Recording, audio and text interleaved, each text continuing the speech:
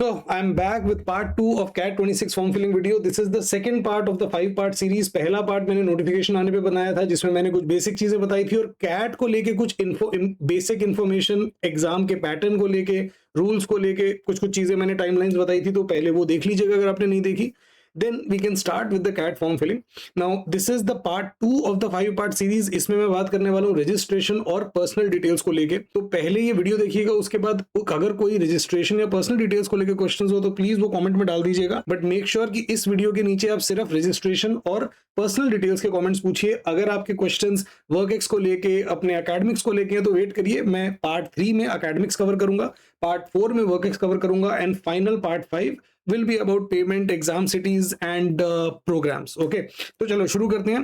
Cat का form fill करने के लिए आपको जाना है, सबसे पहले अपने ब्राउजर पे जाइए. तो इट वुड बी बेस्ट अगर आप यूज कर रहे हैं गूगल क्रोम या मोजिला, लेटेस्ट वर्जन यूज करिए, कोई दिक्कत नहीं आएगी. कैट IIM करके वेबसाइट होती है, आप बस गूगल पे कैट IIM डाल दो, बाकी काम गूगल खुद कर लेता है.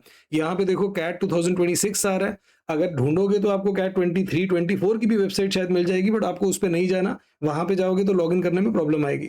So here is the website. जैसा कि आप देख पा रहे हो, इसमें आपको कहाँ पे नहीं जाना, डेट्स वगैरह यहाँ पे दे रखी हैं, आपको पता है. नीचे जो दे रखा है वो छोड़ दीजिए, अभी आपके वो कोई काम का नहीं है. कहाँ कहाँ पे आपको लॉगिन नहीं करना, तो यहाँ पे दे रहे ना कैट 25 स्कोर कार्ड लॉगिन, आपको यहाँ पे लॉगिन नहीं करना. यहाँ पे इनफैक्ट आप अगर वो लोग लॉगिन कर सकते हैं जिन्होंने कैट 25 दिया था. अगर आप अभी भी अपना स्कोर कार्ड डाउनलोड करना चाहो you still can, otherwise CAT 26 aspirant को यहाँ पे नहीं जाना. इसी तरीके से आपको ये दिखाई दे रहा है registration for non IIM institutions for CAT 26. आपको इस पे क्लिक नहीं करना. यहाँ पे कौन रजिस्टर करेगा, यहाँ पे रजिस्टर करेगा FMS, MDI, SP Jain, IMT, IMI, basically जितने भी 20 स्कूल्स हैं जो कैट का स्कोर यूज करते हैं स्क्रीनिंग के लिए, वो यहाँ पे लॉगिन करेंगे. आपको आना है यहाँ पे न्यू कैंडिडेट रजिस्ट्रेशन. तो रजिस्टर पे क्लिक करिए. आप रजिस्टर पे क्लिक करेंगे, एक पेज ओपन होगा. थोड़ा सा टाइम लगेगा, थोड़ा सा पेशेंट रहिए. ऊपर कुछ इंस्ट्रक्शंस वगैरह दी होंगी कि भाई आपको कौन सा ब्राउजर यूज करना है, आपको किन छोटी मोटी चीजों का ध्यान रखना है. तो मन करेगा तो पढ़ लीजिए, बाकी तबीयत ठीक है, खाना वाना खाया, एंजॉय कर रहे हैं जीवन में, बढ़िया टाइम पास कर रहा हूँ मैं. All right, let's start filling this form. सबसे पहले आपका नाम, तो अपना नाम जो भी आपका नाम है डाल दीजिए. मेरा जो नाम है मैं डाल देता हूँ. जरूरी नहीं है कि आपके फर्स्ट नेम और सरनेम होना चाहिए, सिर्फ फर्स्ट नेम है तो वो भी चलेगा. बट अगर आपका जो भी 10th के सर्टिफिकेट पे जो नाम है वो डालिएगा. यहाँ पे इन्होंने मेंशन भी कर दिया that the name should be strictly as it appears in your 10th और SSC certificate. In fact I have had cases जहाँ पे एक स्टूडेंट थी वानी मिश्रा, तो उसके स्कूल वालों ने समहाउ उसका नाम क्या डाल दिया था 10th में, वानी अननोन. बेसिकली उसने सिर्फ वानी लिख दिया होगा, सेकंड पता नहीं था. तो जैसे कभी कभी मेल में नहीं आ जाता कि डियर नेम, मतलब वो एक फॉर्मेट होता है कि नेम में नाम लिखेंगे, जो इसने भेजा उसने नाम डाला नहीं, डियर नेम भेज दिया. तो ऐसे ही उसका वानी का नाम क्या चला गया 10th में, वानी अननोन. तो उसको कैट में भी वानी अननोन ही लिखना था. इनफैक्ट अगर आपका जो भी नाम है उसके स्पेलिंग में कुछ मिस्टेक भी हो रखी है, तो जो भी 10th के सर्टिफिकेट में स्पेलिंग मिस्टेक है, आप वही वाली स्पेलिंग मिस्टेक वाला नाम यूज करिए. Then of course is date of birth जो भी आपकी है डाल लीजिए. आप ईयर चूज कर सकते हैं. For the sake of ease मैं अभी के लिए 1 जनवरी 2000 को पैदा हो जाता हूँ. कैलकुलेट करना सब आसान रहता है ना, एज वेज. Email address I would highly recommend कि आप एक नया ईमेल आईडी बना लीजिए. In fact make a dedicated email ID जो आप यूज करने वाले हैं सारे के सारे 20 स्कूल और सारे के सारे एंट्रेंस एग्जाम्स को फिल करने के लिए. कुछ ऐसा सा आप बना सकते हैं जैसे मैंने अभी थोड़ी देर पहले बनाया, लोकेश शर्मा MBA 2026@gmail.com. तो आप भी इस तरीके से कुछ बना लीजिए. मान लीजिए आपका नाम है अदिति खन्ना, तो अदिति खन्ना MBA 2026 इजीली मिल जाएगा. अपने नाम के आगे MBA 2026 लगा लो, एकदम अवेलेबिलिटी की दिक्कत नहीं होगी. कंफर्म करने को बोलेगा, दोबारा से टाइप करना पड़ेगा. कॉपी पेस्ट नहीं चलता यहाँ पे. बोलता है ना बेटा कॉपी पेस्ट नहीं, पूरा दोबारा से लिखो, इतने आलसी मत बनो. तो दोबारा से डाल देते हैं. उसके बाद कंट्री चूज करने को बोलेगा. अगर इंडिया से हो तो इंडिया डाल दो, अगर US से हो तो अरे US से हो के कैट कहाँ दे रहा है छोटे, लाइफ में बड़ा कर कुछ. Mobile number again I would highly recommend कि आप अपना मोबाइल नंबर मत डालिएगा. उसका सिंपल रीजन है कि जो भी मोबाइल नंबर आप डालेंगे उस मोबाइल नंबर पे दबा के आपको कॉल आया करेंगे. जैसे वो बोलता है ना कि इतना बम मारेंगे, इतना बम मारेंगे, तो ऐसे इतने आपको कॉल आएंगे और अलग अलग ऐसे झंड 20 स्कूल से कॉल आएंगे, आपने नाम नहीं सुना होगा. अब आपको अगर लग रहा है सर क्या पता किसी इंपॉर्टेंट 20 स्कूल से भी कॉल आ जाए, हाँ तो इंपॉर्टेंट या अच्छा 20 स्कूल कॉल करता नहीं है, जो कॉल करता है वो अच्छा 20 स्कूल है नहीं. तो आई वुड हाईली रिकमेंड कि अपना मोबाइल नंबर ना डाल के अपनी मम्मी का, पापा का, चाचा का, ताऊ का, घर में कोई और आपका है सिबलिंग जिसको दिक्कत नहीं है उसका मोबाइल नंबर डालने से डाल दो. मैं तो काफी बार डाल देता हूँ, अपने पापा मम्मी का ही डालता हूँ. जैसे यहाँ भी मैं डाल रहा हूँ तो अपना मोबाइल नंबर नहीं डाल रहा. अगेन कॉपी पेस्ट नहीं करने देगा आपको, ये दोबारा से आपको डालना पड़ेगा. ऑलराइट, बस हाँ, कोई ऐसा मोबाइल नंबर डालिएगा जो अगर ज़रूरत पड़े तो आपके पास एक्सेस हो उसका, अगर उस पे एसएमएस वगैरह आए तो you should be able to use that. Otherwise I can assure you कि एक बार जब आप अपना कैट का फॉर्म सबमिट कर दोगे ना, उसके बाद आपके मोबाइल नंबर की एब्सोल्युटली कोई रिक्वायरमेंट नहीं होगी, बाकी उसके बाद की सारी कम्युनिकेशन ईमेल पे होती है। स्टिल आई वुड से कि आप ऐसा मोबाइल नंबर यूज़ करिएगा जिसका एक्सेस आपके पास हो। एक बार जब आप मोबाइल नंबर डाल के आप सबमिट करेंगे तो इस तरीके से एक आपको कैप्चा आएगा, सिर्फ नंबर्स हैं। एक टाइम ऐसा था कि इसमें अल्फा न्यूमेरिक होता था और इसको सबमिट करना इतना मुश्किल होता था। अगर स्टिल आपको नंबर पहचानने में दिक्कत हो रही है, आप रिफ्रेश कर सकते हैं, वो ऑप्शन होता है। जैसे ही आप सबमिट पे क्लिक करेंगे, आपको बोलेगा कि भाई कंफर्म करो, आपको 2 ओटीपी आएँगे, एक आपके मोबाइल पे आएगा और एक आपके ईमेल आईडी पे आएगा। तो दोनों को आपको सेपरेटली कंफर्म करना पड़ेगा। जैसे मेरे मोबाइल पे कैप्चा आ गया है, कोड आ गया 570512। अच्छा, कभी-कभी ऐसा हो सकता है कि आप नंबर डालें और वैलिडेट पे क्लिक करें तो ऊपर वो, अभी तो देखो ये हो गया, किस्मत अच्छी है। कभी-कभी ये नहीं मानता, कहता है कि इस सेशन के लिए वैलिड नहीं है, कुछ ऐसी बेकार सी बातें करता है। तो घबराना नहीं है, उसमें 3-4 बार ट्राई करना होता है। जैसे देखो मेरे को ईमेल आ गया, ये मैंने नया ईमेल आईडी बनाया, लोकेश शर्मा का मेल आया, लोकेश शर्मा कह रहा है तू फिर आ गया, अब फिर से कैट फॉर्म फिलिंग सीरीज बनाएगा।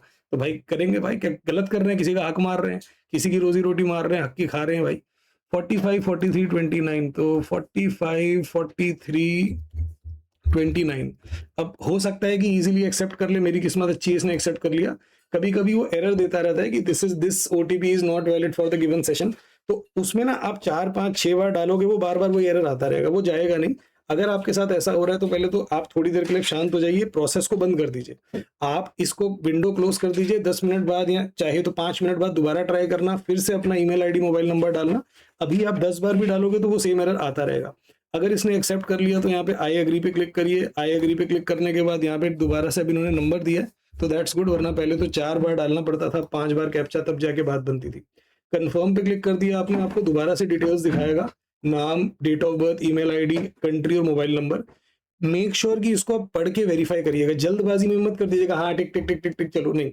लास्ट ईयर ऐसा हुआ था, एक स्टूडेंट था, उसने गलत डेट ऑफ बर्थ डाल दी और सबमिट कर दिया, फॉर्म फिल कर दिया, फिर जो लास्ट डेट थी वो निकल गई, कैट की फॉर्म फिलिंग विंडो खत्म। फिर उसने देखा कि अरे मैंने तो डेट ऑफ बर्थ ही गलत डाल दी है। उसने 10 मेल लिखे कैट में, वो अपनी चेंज नहीं करा पाया डेट, और इनफैक्ट कैट ने बहुत हार्श रिप्लाई लिखा उसको कि मतलब, अब मैं वो एग्जैक्टली कैट ने क्या लिखा था नहीं बोलूंगा, but I don't disagree with CAT. सोच के देखो, जो बंदा अपनी डेट ऑफ बर्थ सही नहीं भर सकता, आपको लगता है वो एमबीए करने लायक है? आपसे पहले एक बार डेट ऑफ बर्थ यहाँ पे पूछी, उसके बाद वो कह रहा है कि कंफर्म कर लो, चेक कर लो, यही है ना, पक्का ना, उसके बाद यहाँ पे टिक करके, कि ये भी नहीं आप आंख मूंद के आपने सबमिट कर दिया, वो आपसे टिक करा रहा है। अगर इसके बाद भी आप डेट ऑफ बर्थ ठीक नहीं फिल कर रहे तो यार मतलब फिर तो बहुत गलत नहीं है वो। ये एक बार दोबारा से आपको वार्न कर रहा है कि इन्फॉर्मेशन एक बार अगर आपने सेंड कर दी फिर उसको चेंज नहीं कर सकते, एंड दैट इज ट्रू। एक बार आपने जब रजिस्टर कर लिया उसके बाद आप ये डिटेल्स अब फिक्स्ड हो गई, अभी चेंज हो ही नहीं सकती, ठीक है। अच्छा, फिर अगर ये चेंज मुझे करनी है तो मैं क्या करूं, what is the way out? There is no way out. अगर अब आपको चेंज करना है, एक तो इसको सेव कर लीजिए एक बार, अगर आप जब रजिस्ट्रेशन सक्सेसफुल हो जाता है, always click on save, it is best. अब आपको यहाँ पे यूजर आईडी दिखा रहा है, ये यूजर आईडी आपकी पहचान है, आपकी पूरी की पूरी कैट के लिए आप कौन हो, कैट के लिए आप ये यूजर आईडी हो 26009456। आपका जो जो आपने डिटेल्स डाली यहाँ पे फिल हो रही हैं। अगर आपने इसमें से किसी भी डिटेल पे गलती कर दी है तो only way is to re register, दोबारा से जाइए और रजिस्टर करिए एक नए ईमेल आईडी के साथ। अब की बार आपका पहले वाला ईमेल आईडी वर्क नहीं करेगा। मोबाइल नंबर आप सेम यूज कर सकते हो, you can't use the same email ID अगर आप दोबारा रजिस्टर करोगे। एक और चीज आप यहाँ पे देखोगे, ग्रीवांस पोर्टल। तो ग्रीवेंस पोर्टल क्या होता है, अगर आपको कोई दिक्कत आ रही है तो आप एक तरीके से सीधा आप कैट से पूछ सकते हैं, एसेंशियली आई एम इंदौर से पूछ सकते हैं, क्योंकि अब की बार आई एम इंदौर कंडक्ट करा रहा है कैट। आपको एक खाली दिख रहा है, इधर प्लस क्लिक करिए। आई होप मैं हाइड नहीं कर रहा हूँ, मैं थोड़ा सा छोटा हो जाता हूँ, इंसान को छोटा ही होकर रहना चाहिए। तो यहाँ पे प्लस क्लिक करोगे तो अब यहाँ पे आपका ग्रीवेंस पोर्टल खुल जाएगा। आप चूज कर सकते हो कैटेगरी, अभी थोड़ी देर में आएगा, लोड होने में टाइम लगता है। तो अलग अलग यहाँ पे ऑप्शन रहते हैं, जैसे एप्लीकेशन फॉर्म का ऑप्शन है, एप्लीकेशन फॉर्म में फर्दर आप चूज कर सकते हो क्या दिक्कत आ रही है, या आगे चल के एडमिट कार्ड की दिक्कत आती है तो एडमिट कार्ड पे क्लिक किया और अगेन क्या दिक्कत आ रही है, आप लिख के समझा भी सकते हो कि आपको जो दिक्कत आ रही है। कुछ पिक्चर्स अपलोड कर सकते हो in order to help them understand, और लास्ट में आप सबमिट पे क्लिक कर दोगे, जो कोने पे सबमिट का बटन है। अगेन मैं इसको हाइड कर रहा हूँ तो मैं साइड हो जाता हूँ थोड़ा सा। ओके, अब दिख रहा है सबमिट वाला बटन, ब्लू वाला, यहाँ पे आपको क्लिक करना होता है। ओके, अभी क्योंकि हमारे पास कोई कंसर्न या कोई प्रॉब्लम हमको नहीं आ रही तो मैं इसको यहाँ ऊपर जाके क्लोज पे क्लिक कर देता हूँ।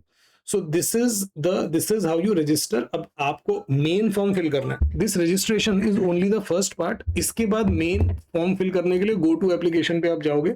जब आप गो टू एप्लीकेशन पे जाओगे तो ऑफकोर्स जो आपका मेन फॉर्म है वो लोड होगा, और ये जो मेन फॉर्म है इसके अंदर 6 आपको अलग अलग सेक्शंस मिलेंगे, जिनमें से पहले सेक्शन को लेके मैं आज इसी वीडियो में आपको डिटेल में तफसील से बताऊंगा। बाकी सेक्शंस को जैसे जैसे आगे हम जाएंगे I will tell you how to fill.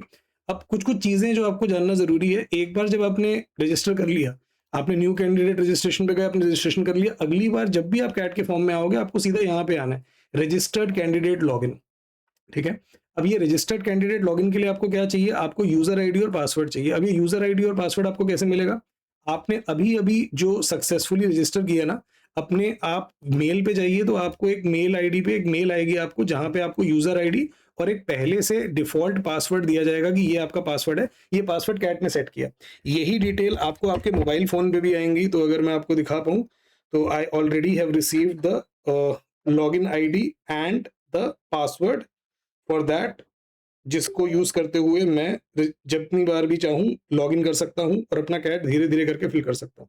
तो ये कैसा दिखाई देता है मैसेज, ये मैसेज कुछ कुछ ऐसा दिखाई देता है, अगर आप देख पा रहे हो। नाउ आपको एक बार जब आपने रजिस्टर कर लिया उसके बाद आप ये of course registered login ID पे जाएंगे और यहाँ पे आप कैप्चा डालेंगे लॉगिन करने के लिए। But before that I would highly recommend कि आप अपना पासवर्ड चेंज कर लीजिए। बेसिकली अभी जो आपके पास पासवर्ड है, ये पासवर्ड आपने तो रखा नहीं है, ना ही आपको ये वाला पासवर्ड याद रह पाएगा, हर बार आपको आगे पासवर्ड ये देखना पड़ेगा मेल में। तो उससे अच्छा ये है कि change the password to something that you would remember. आपका ओल्ड पासवर्ड क्या है जो उन्होंने भेजा था, नया पासवर्ड अपना कुछ भी चूज कर लीजिए। जैसे मेरा नया पासवर्ड क्या है, मैं क्यों बताऊं, डॉट डॉट डॉट डॉट दिख रहे हैं, बस यही है मेरा नया पासवर्ड, आप लगा लो। यहाँ पे भी आपसे कैप्चा मांगेगा, ये रहा कैप्चा, और मैंने पासवर्ड चेंज कर दिया। ठीक है, maximum new password should be, maximum new password length should not be greater than 9। Okay, तो ये मना कर रहा है, कह रहा है कि भाई 9 से ज्यादा डॉट नहीं लगेंगी, उससे कम लगेंगी। तो चलो यार आप ये पासवर्ड चेंज कर लेना, मैं अभी इस चक्कर में नहीं फंसता, अभी अपन आगे चलते हैं। तो पासवर्ड चेंज करने के बाद भी अगर कभी ऐसा हो कि आप पासवर्ड भूल गए हो तो यहाँ पे forgot user ID and password का ऑप्शन है आपके पास, you can always click on this, और एक बार जब आप इस पे क्लिक करोगे सिर्फ आपसे ईमेल आईडी मांगेगा। मैंने कहा था ना कि एक बार रजिस्टर आपने कर लिया उसके बाद सिर्फ ईमेल आईडी चाहिए। ओके, कुछ कुछ चीजें बतानी है आपको रजिस्ट्रेशन को लेके। ऑफ कोर्स रजिस्ट्रेशन के लिए आपको imcat.ac.in पे जाना है, बस गूगल पे imcat लिख दो, बाकी वो खुद संभाल लेता है। लेटेस्ट ब्राउजर यूज करिए, कोई भी अच्छा, आपको दिक्कत नहीं आएगी। अगर किसी को लग रहा है कि सर मैं रिपीटर हूँ, मैंने लास्ट ईयर भी कैट का फॉर्म फिल किया था, तो मैं लास्ट ईयर वाला आईडी पासवर्ड यूज कर सकता हूँ, नहीं, लास्ट ईयर वाला यूजर आईडी पासवर्ड नहीं यूज हो सकता कैट 26 रजिस्ट्रेशन के लिए। हाँ, आप लास्ट ईयर का ईमेल आईडी और मोबाइल नंबर जो आपने यूज किया था वो आप यूज कर सकते हो। इनफैक्ट ऐसा नहीं है कि आपको इस बार पिछली बार से अलग ईमेल आईडी और मोबाइल नंबर यूज करना पड़ेगा, you can use the same, but you will have to register again. क्या आपको ये registration for non IIM institutions, नहीं, आपको इसमें कोई लेना देना नहीं है, इसको एकदम छोड़ दीजिए, आपके काम का नहीं है। 20 स्कूल फिल करेंगे इसको, आपका नाम ऑटोमेटिकली कैपिटल्स में आएगा, आप कैप्स लॉक अगर ऑफ होगा तो भी, तो उसकी चिंता मत करिएगा, आपका वो नाम बाय डिफॉल्ट कैप फिल करता है। आपको अपना नाम एग्जैक्टली वैसे डालना है जैसा कि 10th सर्टिफिकेट में। अगर 10th के सर्टिफिकेट में आपका नाम आशीष त्यागी की जगह त्यागी आशीष लिखा है तो आपको त्यागी आशीष ही एंटर करना है, आप सही मत कर दीजिएगा। यहाँ पे सही करोगे तो गलत हो जाएगा। अगर आपका नाम आधार में कुछ और है और 10th में कुछ और है, 10th के सर्टिफिकेट के हिसाब से डालेंगे। अगर आपका नाम आधार में कुछ और है, पासपोर्ट में कुछ और है और 10th में कुछ और है, 10th के हिसाब से। मतलब आपके बाकी डॉक्यूमेंट में क्या नाम मेंशन है doesn't matter, you have to fill your name strictly as per your 10th certificate. ठीक है, अगर आपने अपना नाम चेंज कराया था फॉलोइंग ड्यू प्रोसेस, जैसे शादी के बाद कुछ लड़कियां कराती हैं, तो इन दैट केस आप अपना नया वाला नाम डाल सकते हैं। But in that case you will have to bring the supporting documents जब आप जाओगे इंटरव्यू देने के लिए, कि भाई मेरे 10th पे अलग नाम क्यों है और मैंने अलग नाम क्यों डाला। तो वो एक डॉक्यूमेंट होता है जो बताता है कि भाई इस बंदे ने अपना नाम इस नाम से ये चेंज कराया है, तो you need to have that. अगर मेरा I don't use surname, but मेरे ग्रेजुएशन पे जो मैंने एग्जांपल लिया था वानी अननोन लिखा है, तो इट इज़ वेरी अनफॉर्चुनेट, आपको जो 10th पे नाम है आपको वही लिखना पड़ेगा, वानी अननोन लिखना पड़ेगा। अगर आपका नाम सिर्फ सुदर्शन है, आपके 10th के सर्टिफिकेट पे सिर्फ सुदर्शन नाम है, तो सिर्फ सुदर्शन ही लिखिए। उसको ये मत कर देना कि सुर अलग कर दिया और दर्शन अलग करके लिख दिया, नहीं, just use one name. Again आपको डेट ऑफ बर्थ स्ट्रिक्टली अपने 10th सर्टिफिकेट के हिसाब से डालनी है। याद रखना कि date of birth, mobile number और ईमेल आईडी, ये तीनों चीजें, और ये चेंज नहीं होगी एक बार जब आपकी रजिस्ट्रेशन हो गई। अगर आप इनको चेंज करना चाहते हो after registration, the only way is to re register using another email ID.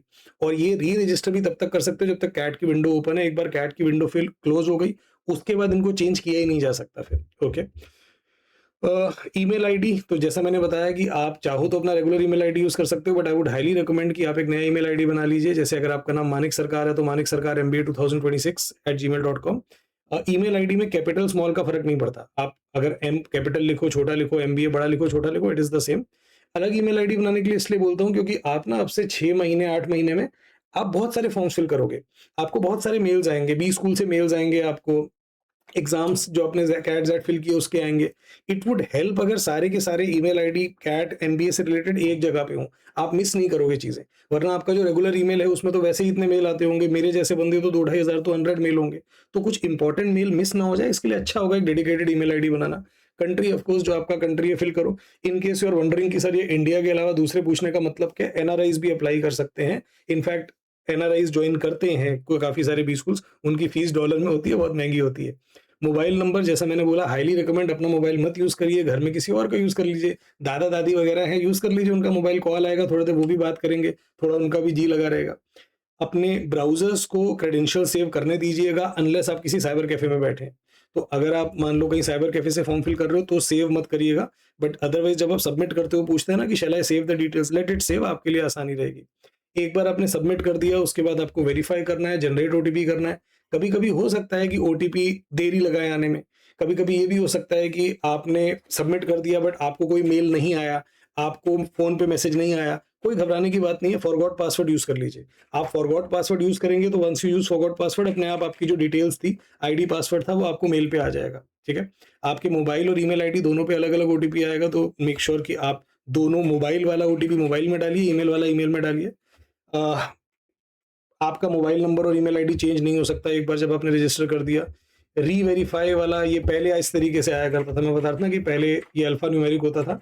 Although case insensitive होता था तो मैं यहाँ तब बताता था कि 4-5 अटेम्प्ट लगेंगे आपको फिल करने में, तो उसमें कोई टेंशन नहीं है। कंफर्म कर दीजिए, मैंने आपको बताया, चेक करिएगा ध्यान से कि कुछ गलती ना हो और टिक कर दीजिए सब पे। वंस यू हैव टिक्ड उसके बाद कंफर्म सबमिट कर दीजिए। कंफर्मेशन पे अगेन मैंने आपको दिखाया, ये पिछले साल का है तो पहले उसी को हेल्प डेस्क बोलते थे, अब उसको ग्रीवांस कुछ करके नाम है इस टाइप का। अपने क्रेडेंशियल्स को सेव कर लीजिए। आई would highly recommend you should save your credentials, आपका टाइम बचता है। अनलेस आप साइबर कैफे में बैठे हो तब सेव मत करिएगा। ये जो यूजर आईडी आपको मिली है ये आपकी आइडेंटिटी है, मतलब CAT would recognise you through this user ID, ठीक है? प्लस जो आपके यूजर आईडी और पासवर्ड आपको कैट ने भेजा, पहले तो कैट ने भेजा, पहले तो उस पासवर्ड को चेंज कर लो। चेंज करने के बाद अब जो आपका यूजर आईडी और पासवर्ड है ना, इसको कहीं पे सेव कर लो, जैसे अपने खुद को मेल कर लो, या आपके पास कोई व्हाट्सएप ग्रुप है जहाँ पे आप इंपॉर्टेंट इन्फॉर्मेशन सेव करते हो, वहां पे कर लो। It is good to save this information somewhere, ठीक है? अगर आपका मेल इनबॉक्स में नहीं आया तो एक बार स्पैम फोल्डर या दूसरे फोल्डर चेक करिए। घबराने की बात नहीं है, अगर मेल नहीं आया, जैसे this is the kind of male that you get, अभी मैंने आपको दिखाया भी था, ये SMS आता है। नहीं आया तो कोई दिक्कत नहीं, वापस से जाओ, आप रजिस्टर्ड यूजर पे क्लिक करो और फॉरगॉट पासवर्ड पे क्लिक कर दो और अपना ईमेल आईडी डाल दो, कैप्चा डाल दो, वो आपका यूजर आईडी और जो पासवर्ड है आपको मेल करके भेज देगा। इन फ्यूचर अगर आप कभी भी यूजर आईडी भूल जाते हैं तो जैसा मैंने बोला, फॉरगॉट पासवर्ड यूज करिए और जो पासवर्ड आपको कैट भेजता है उसको जरूर चेंज कर लीजिए, डोंट कंटिन्यू विद दैट। अगर यूजर आईडी पासवर्ड आपके ईमेल एड्रेस पे नहीं, हमेशा क्या होगा, हमेशा आपके ईमेल एड्रेस पे आएगा, आपके मोबाइल नंबर पे नहीं आएगा। तो आप जब फॉरगॉट पासवर्ड करोगे भी तो जो आपका आईडी और पासवर्ड था जो आप भूल गए हो, वो ईमेल आईडी पे आता है, मोबाइल पे नहीं आता। मैंने अपनी रजिस्ट्रेशन डिटेल्स में कुछ गलती कर दी है कि उसको कैसे एडिट करूं, उसको आप एडिट नहीं कर सकते। The only way is to re register using a different email ID, you can use the same mobile number and you should be embarrassed कि आप इतनी सिंपल सी चीज नहीं कर पाए एक बार में। Sir any time that I try to authenticate my OTP through email and mobile number, तो ये आता रहता है, try to validate OTP for which OTP is not generated for current session. तो आप बंद कर दीजिए इस विंडो को, ये मत करते रहो कि दोबारा से OTP डाला फिर दोबारा। आप 10 बार डालोगे 10 बार वही मैसेज आएगा, वो ठीक नहीं होगा। क्लोज द विंडो, 10 मिनट बाद 15 मिनट बाद दोबारा से आप अपना डिटेल्स डालिए, दोबारा से जाइए register as a new candidate करिए, दोबारा से डिटेल्स डालिए, अब की बार हो जाएगा। उसके बाद भी दिक्कत हो तो ट्राई यूजिंग अनदर ब्राउजर, आप जो भी ब्राउजर यूज कर रहे हो वो ना यूज करके दूसरा ब्राउजर यूज करना। जो न्यू ईमेल आईडी है जो हम बनाएंगे कैट के सिलेक्शन के लिए, क्या ये हम कैट के सिलेक्शन के बाद एडमिशन प्रोसेस में भी यूज कर सकते हैं? For most B schools yes, in fact आप ये हर जगह यूज कर सकते हो, बट अगर आप ये पूछ रहे हो कि क्या हम इसको चेंज कर सकते हैं, for some B schools you can change. क्या होता है कि आप कैट का फॉर्म फिल करते हो, आप अलग अलग बी स्कूल्स में अप्लाई करते हो, बी स्कूल्स के बाद के पास ऑटोमेटिकली वो इन्फॉर्मेशन आ जाती है जो आपने कैट के फॉर्म में डाली थी। अब कुछ बी स्कूल एडमिशन के स्टेज पे आपको एक फ्रेश फॉर्म देते हैं कि भाई जैसे आपने आईएफटी में अप्लाई किया, आपको कैट के फॉर्म के थ्रू, कैट की परसेंटाइल के थ्रू कॉल आ गई, अब आपको आईएफटी अलग से फॉर्म देता है कि अब आप ये वाला फॉर्म फिल करो, वहां पे आप अपना ईमेल आईडी चेंज कर सकते हो। तो कुछ भी स्कूल में कर पाओगे, कुछ में नहीं, बट वाई चेंज दैट, क्यों चेंज करना है? आपने जो ईमेल आईडी बनाया इसी को यूज करिए, आगे भी कम्युनिकेशन में आपका काम आएगा, आपका फायदा होगा। क्या इस ईमेल आईडी को दूसरे भी स्कूल एप्लीकेशन फॉर्म के लिए भी यूज कर सकते हैं? Absolutely, I would highly recommend that you do that. Sir मेरा जो ईमेल आईडी है कैट में, वो मुझे ओटीपी आ गया ईमेल वेरिफिकेशन के लिए, बट मुझे यूजर आईडी पासवर्ड नहीं आया। हाँ, तो फॉरगॉट पासवर्ड यूज करिए, कोई दिक्कत नहीं है। For creating new email ID can I use my existing mobile number that is linked with my email ID? It's up to you. आपने जब ईमेल आईडी बनाया था उसमें भी आजकल मोबाइल नंबर मांगते हैं, तो क्या आपको वही मोबाइल नंबर देना है जो ईमेल आईडी से लिंक्ड है? नहीं, आप चाहो तो सेम मोबाइल नंबर दे सकते हो जो आपके ईमेल आईडी से लिंक्ड है, चाहो तो दूसरा मोबाइल नंबर भी दे सकते हो। कोई ये, अब आपको अगर लग रहा है ना कि सर ये वाले कहाँ ही डाउट आते होंगे, आप खुद से बना के ले आए हो, तो लास्ट ईयर की जो मेरी वीडियो है रजिस्ट्रेशन वाली, आप उसमें जाओगे, सारे के सारे डाउट वहीं से लेके आ रहा हूँ। तो अगर मैंने पासवर्ड चेंज नहीं कर पा रहा हूँ क्योंकि मैं बार बार कोशिश करता हूँ बट वो चेंज नहीं कर रहा, हाँ तो भाई आपकी कैट बोल रहा है कि नहीं तेरा नहीं करेंगे, सबका पासवर्ड चेंज करेंगे, तेरा नहीं करेंगे, तो आप डिफॉल्ट पासवर्ड यूज कर लो। जो कैट ने दिए वो भी कोई बुरा पासवर्ड तो है नहीं, यूज दैट। ये अगर आपको अगेन लग रहा है ना कि सर आप ये खुद से लेके आए हो, कोई ये नहीं पूछेगा, मेरे लास्ट ईयर की वीडियो में जाओ, वहां पे आपको सीधा कमेंट्स में एग्जैक्टली लिखा हुआ मिल जाएगा, this is exactly the query, this is exactly my reply. तो एक ने पूछा कि सर पापा से मैंने बात करी नए फोन नंबर और सिम को लेके, वो बोल रहे हैं कि बहुत कॉस्टली होगा, क्या करूं सर, ऐसे तो बहुत खर्चा हो जाएगा। तो भाई मैं आपको नया फोन लेने को नहीं बोल रहा, मैं ये नहीं बोल रहा कि नया फोन लो कैट के लिए, भाई सिर्फ एक सिम लेना होता है, सिम ज्यादा महंगा नहीं आता, सस्ता ही आता है सिम। और स्टिल अगर पापा को दिक्कत है तो आप एक काम करो, आप पापा का मोबाइल नंबर यूज कर लो, सब छोड़ो, बोलो सही बात है पापा पैसे बचाने हैं, लाओ एक बार अब 1 मिनट अपना मोबाइल दिखाना, फिर पापा को कॉल आएंगी अलग अलग भी स्कूल से, क्या दिक्कत है, पापा कोई प्रॉब्लम थी ना। अगर आपकी कोई भी क्वेरी, कोई भी क्वेश्चन है रजिस्ट्रेशन को लेके, तो वो आप इस वीडियो के कमेंट्स में डालिए, मैं पर्सनली इसका आंसर करूंगा। I would like to tell you कि हमारा सबसे जो रीसेंट बैच है that is CAT 2026 Swayam batch. अब ये स्वयं क्या है? ये रिकॉर्डेड कोर्सेज हैं हमारे कैट 26 के। तो जो भी हमने कैट 26 में कोर्सेज लिए, क्वांट, एलआरडीए, वीआरसी, उन सबको हम एक रिकॉर्डेड कोर्स की फॉर्म में आपके सामने प्रेजेंट कर रहे हैं।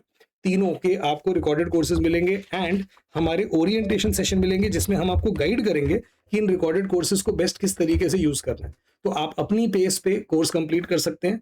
जो हम मेंटर स्ट्रैटेजीज, फ्रेमवर्क्स बताते हैं अपने रेगुलर स्टूडेंट्स को, वो आपको भी बताएंगे। एक डेडिकेटेड व्हाट्सएप ग्रुप रहेगा जिसमें आप अपने डाउट्स वगैरह पूछ सकते हैं, क्वेरीज पूछ सकते हैं। अभी स्पेसिफिक स्वयं बैच का व्हाट्सएप ग्रुप, प्लस इसमें आपको करियर लॉन्चर की टेस्ट सीरीज भी इंक्लूडेड होगी और आरंभ एकेडमी की टेस्ट सीरीज तो होगी। All of this at an unbeatable price of 9999। Swayam 26 code use करिए और एनरोल करिए। आप हमारे सेल्स हेल्पलाइन पे भी कॉल कर सकते हैं। ओके, चलिए with that let's move to the second part जहां पे एक्चुअल फॉर्म फिल करते हैं। Alright, now that you have registered, आपको जब भी फॉर्म फिल करना है आप जाएंगे रजिस्टर्ड कैंडिडेट लॉगिन पे और उसके बाद आपके पास ये वाला फॉर्म ओपन होगा। इसमें आप देख सकते हैं कि 6 टैब्स हैं। तो आज हम पर्सनल डिटेल्स की बात करेंगे। मैं आगे वाले टैब पे नहीं जा सकता क्योंकि किसी भी आगे वाले टैब पे आप तभी जा सकते हैं जब आपने पीछे वाला टैब पूरा फिल कर लिया। हाँ, एक बार मैं पर्सनल डिटेल्स के सारे कॉलम फिल कर लूंगा और मैं सबमिट कर दूंगा, यानी सेव एंड नेक्स्ट कर दूंगा, उसके बाद ही मुझे नेक्स्ट पेज पे जाने देगा। अभी अगर मैं सेव एंड नेक्स्ट दबाऊंगा तो नहीं जाने देगा, बोलेगा भाई आपने कितना कुछ है, देखो आपने कास्ट नहीं फिल करी, आपने ये नहीं फिल करा। तो once I fill everything then it would let me go to academics. और ये जो मैं सेव करके एकेडमिक्स पे जाऊंगा, उसके बाद लेट्स से मैं अपना फॉर्म क्लोज भी कर देता हूं तो उससे फर्क नहीं पड़ेगा, मेरी पर्सनल डिटेल सेव रहेंगी, मुझे वो दोबारा नहीं फिल करना पड़ेगा।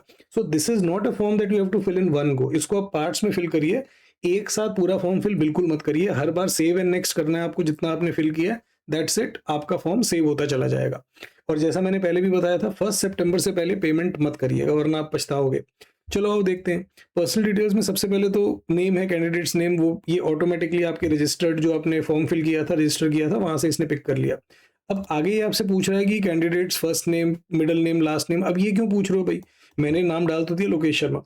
काफी सारे ऐसे स्टूडेंट्स होते हैं जिनका 10th की मार्कशीट पे जो नाम होता है वो कंसाइज फॉर्म होता है। जैसे साउथ इंडियन स्टूडेंट्स में काफी बार मैंने देखा है पी सिद्धार्थ नाम है, अब उसका असल में नाम है पुरुषोत्तमन सिद्धार्थ। तो यहाँ पे आप अपना पूरा नाम लिख सकते हो। जैसे आपको ये उसका 10th सर्टिफिकेट पे उसका नाम है सुदर्शन, बट उसका एक्चुअल में पूरा नाम है सुदर्शन कुमार पांडे। तो यहाँ पे वो पूरा नाम लिख सकता है सुदर्शन कुमार पांडे। तो जो भी आपका पूरा नाम है, रिगार्डलेस आपकी 10th की सर्टिफिकेट पे क्या था, आप वो पूरा नाम यहाँ पे डालिए। फर्स्ट नेम में फर्स्ट नेम, लास्ट नेम में लास्ट नेम, और जो कुछ भी बाकी है वो बीच में। जैसे मेरा तो कोई मिडिल नेम नहीं है, बट लेट्स से मेरा नाम होता है लोकेश कुमार शर्मा, तो Lokesh first name, Kumar middle name, Sharma last name. Let's say मेरा नाम है राकेश ओम प्रकाश मेहरा, तो राकेश फर्स्ट नेम में, मेहरा लास्ट नेम में और ओम प्रकाश बीच में। बेसिकली अगर आपके 3 से ज्यादा वर्ड्स हैं आपके नाम में तो फर्स्ट नेम में, जो भी लास्ट में आता है उसको आप लास्ट नेम में डालिए और बीच में जितने भी वर्ड्स हैं सब आप डाल दीजिए मिडिल वाले में, ठीक है। अगर आपका 10th की मार्कशीट पे ML चोपड़ा नाम है बट आपका पूरा नाम है मदन लाल चोपड़ा, तो मदन, मिडल में लाल और फिर लास्ट में चोपड़ा। फादर्स नेम में कोई टाइटल नहीं यूज होगा, तो जैसे मेरे पापा का नाम जगत बहादुर शर्मा है, मम्मी का नाम सुषमा सच्चर है।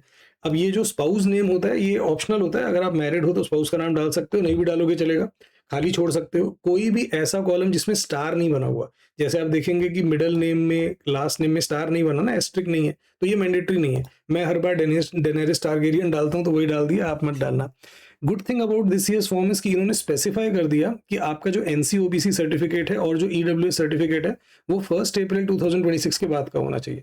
मतलब ये इशू होना चाहिए 1 अप्रैल या उसके बाद, और उसके पहले हो भी नहीं सकता, क्योंकि जो आपका NCOBC स्टेटस है या जो EWS स्टेटस है वो पिछले फाइनेंशियल ईयर पे डिपेंड करता है। मतलब आपका 1 अप्रैल 2025 टू 31 मार्च 2026 के बीच का जो फाइनेंशियल स्टेटस था उस पर डिपेंड करता है कि आप EWS या NCOBC हो। तो अब ये स्टेटस कब डिटरमिन होगा, इस पीरियड को खत्म करने के बाद ही होगा। तो अगर ये सर्टिफिकेट 1 अप्रैल से पहले बना है तो ये हो ही नहीं सकता, पॉसिबल ही नहीं है ऐसा। So all EWS and NCOBC certificate should have been issued after, on or after 1 April 2026। Okay, date of birth ये ऑटोमेटिकली आपने जो रजिस्टर करते हुए डाला था वहां से उठा लेगा। जेंडर आप अपना डाल दीजिए जो भी है, अगेन अगर आप ट्रांसजेंडर है तो ट्रांसजेंडर डाल दीजिए, उसका आपको बहुत बेनिफिट मिलेगा। बहुत सारे बी स्कूल्स में रिजर्वेशन होती है ट्रांसजेंडर कैंडिडेट्स के लिए, बट हाँ वो तभी अगर आप सच में ट्रांसजेंडर हो and you have documents to support that. ऐसा नहीं कि आपने बोला और बी स्कूल ने मान लिया। नेशनैलिटी ऑफ कोर्स ज्यादातर लोगों की इंडियन ही होगी। Category, now this is the part where we will spend considerable time. पहले तो ये समझ लो कि सारी की सारी जो कैटेगरी है ना म्यूचुअली एक्सक्लूसिव है, मतलब आप इनमें से किसी एक कैटेगरी का ही पार्ट हो सकते हो। No person can be part of 2 categories. अब ये नहीं हो सकता कि मैं शेड्यूल्ड ट्राइब हूं और प्लस मैं गरीब हूं तो मैं EWS में भी आ गया, नहीं, या फिर मैं जनरल कैटेगरी हूं बट मैं EWS भी हूं, नहीं। आप इन for the sake of classification by CAT आप इन 5 में से किसी एक में आ सकते हो। अगर आप SC ST NCOBC और EWS में नहीं आते तो आप जनरल में आते हो। अगर आप जनरल सेलेक्ट करोगे आपसे कोई डॉक्यूमेंट, कोई नंबर, कोई नाम, कोई वेरिफिकेशन नहीं मांगेगा। बेसिकली अगर आप जनरल के अलावा कोई भी और कैटेगरी चूज कर रहे हो तो बेसिकली आप एक ऐसी कैटेगरी चूज कर रहे हो जिसके पास रिजर्वेशन बेनिफिट है, जिसको कुछ बेनिफिट मिलेगा, एडवांटेज मिलेगी, कम परसेंटाइल पे आपकी कट ऑफ क्लियर होगी। हाउएवर जनरल कैटेगरी के पास कोई एडवांटेज नहीं होती, इसीलिए जनरल कैटेगरी कोई, क्योंकि कोई रिजर्वेशन बेनिफिट क्लेम नहीं कर रहा, आपसे कोई प्रूफ नहीं माना जाता। अपार्ट फ्रॉम दैट आप कोई भी कैटेगरी चूज करते हो तो आपको कुछ क्राइटेरिया होगा, कंडीशन होगा to be eligible for that category and then आपको उसका बेनिफिट मिलेगा अकॉर्डिंगली। सबसे पहले ST कैटेगरी ले लेते हैं। तो शेड्यूल कास्ट कैटेगरी में अगर आप आते हो तो they have simplified the form. वो बस 2 चीजें पूछ रहे हैं स्टेट, जैसे लेट्स से मैंने बिहार पिक कर लिया। अब आप बिहार में अगर आप शेड्यूल कास्ट कैटेगरी को बिलोंग करते हो तो यू वुड नो कि आप कौन सी स्टेट को बिलोंग करते हो। Even if let's say you don't stay in that state anymore, it's okay, you might be living in Mumbai, Delhi, but you would know ना कि आप ओरिजिनली किस स्टेट से बिलोंग करते हो। उसको चूज करो and then choose the name of your, write the name of your tribe. अब अगर आपको अपनी ट्राइब का नाम नहीं पता, यहाँ पे आई वाला बटन है, इस पे क्लिक करो। ये आपको फिलहाल गलत वेबसाइट पे लेके जा रहा है। आई एम सरप्राइज ऐसा क्यों कर रहा है। ये मुझे पहले लगा कि मैंने गलत बटन क्लिक कर दिया, बट आई नाउ रियलाइज कि असल में ये गलत वेबसाइट ओपन कर रहा है। कोई बात नहीं, घबराने की बात नहीं, मैं आपके पास हूँ। तो आपको tribe.nic ऐसे करके कौन सी वेबसाइट है, ये रहा tribal.nic, यही वेबसाइट है। हाँ ये देखो, ये मिनिस्ट्री ऑफ ट्राइबल अफेयर्स। तो this is the website you need to go to, ministry of tribal affairs. ये आप देख रहे हो, इस पे आप जाओगे तो आप देख रहे हो कुछ कुछ PDF फाइल्स हैं यहाँ पे। इसमें सबसे नीचे वाली पे जाना है, इस पे मत जाना state wise list of PVTGs, नहीं, आपको इस पे जाना है state wise list of scheduled tribes in India. अभी फिलहाल वो गलत लिंक डला हुआ है, आई होप वो कैट करेक्ट कर देगा।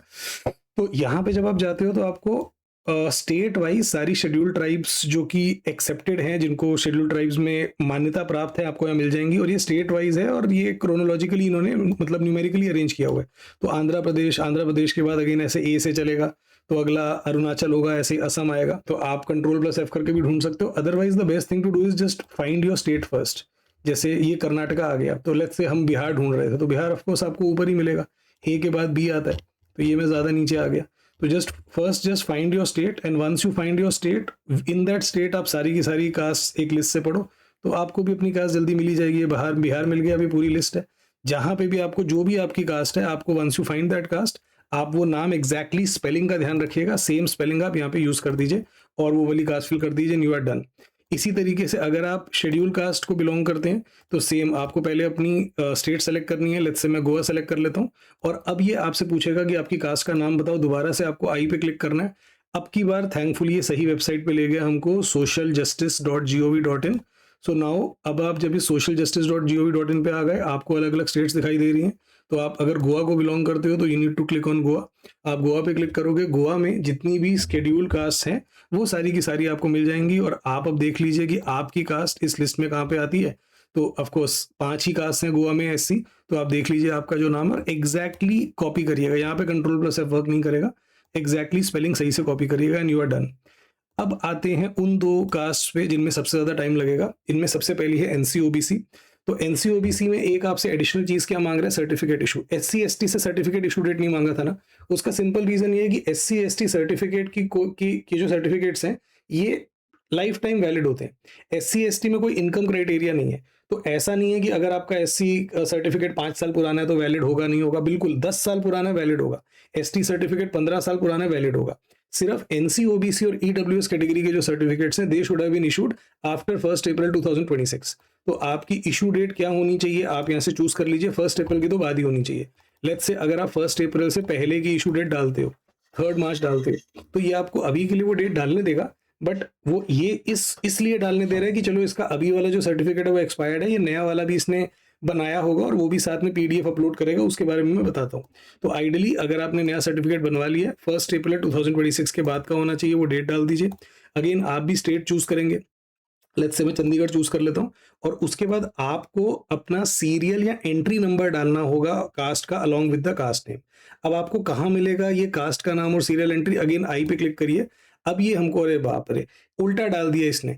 ये ओबीसी वाली में इसने ट्राइबल का डाल दिया और वहां पे इसने जहाँ पे ट्राइबल का डालना था वहां पे एनसीओबीसी, तो अभी उल्टा हो रखा है।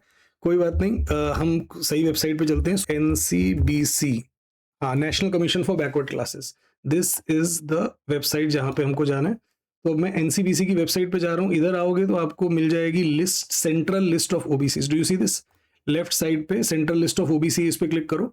And once you have clicked on this list, तो अब आप जिस भी, जैसे मैंने चंडीगढ़ पे क्लिक किया तो आप देखोगे कि चंडीगढ़ में जितने भी सेंट्रल ओबीसी की लिस्ट है फॉर चंडीगढ़ वो आपको यहाँ मिल जाएगी। और जो नाम मिलेगा उसी के साथ में आपको नंबर मिल जाएगा, this is the entry number. For example जो भी आपकी कास्ट आपको जहां पे मिली उसके लेफ्ट हैंड साइड पे जो नंबर है that corresponds to your entry number. तो आप अपनी कास्ट का नेम डाल देंगे और एंट्री नेम डाल देंगे। अभी इन लोगों ने एनसीओबीसी का जो हाइपर लिंक होना चाहिए वहां पे एसटी का डाला हुआ है, एसटी वाले में एनसीओबीसी डाला हुआ है। डोंट वरी, वो ये ठीक कर देंगे, अदरवाइज मैंने आपको वेबसाइट बताई दी है। नाउ आपने अपना कास्ट नेम डाल दिया, कास्ट एंट्री नंबर डाल दिया, सर्टिफिकेट डाल दिया, स्टेट डाल दिया, आपका डन हो गया। अब इसी तरीके से ईडब्ल्यूएस पे भी आ जाते हैं। तो ईडब्ल्यूएस में वो सबसे पहले तो आपसे पूछेगा स्टेट, तो जो भी आपकी स्टेट है तो अब की बार हरियाणा चुन लेते हैं। और अब वो आपसे कोई कास्ट नेम नहीं पूछेगा, क्यों?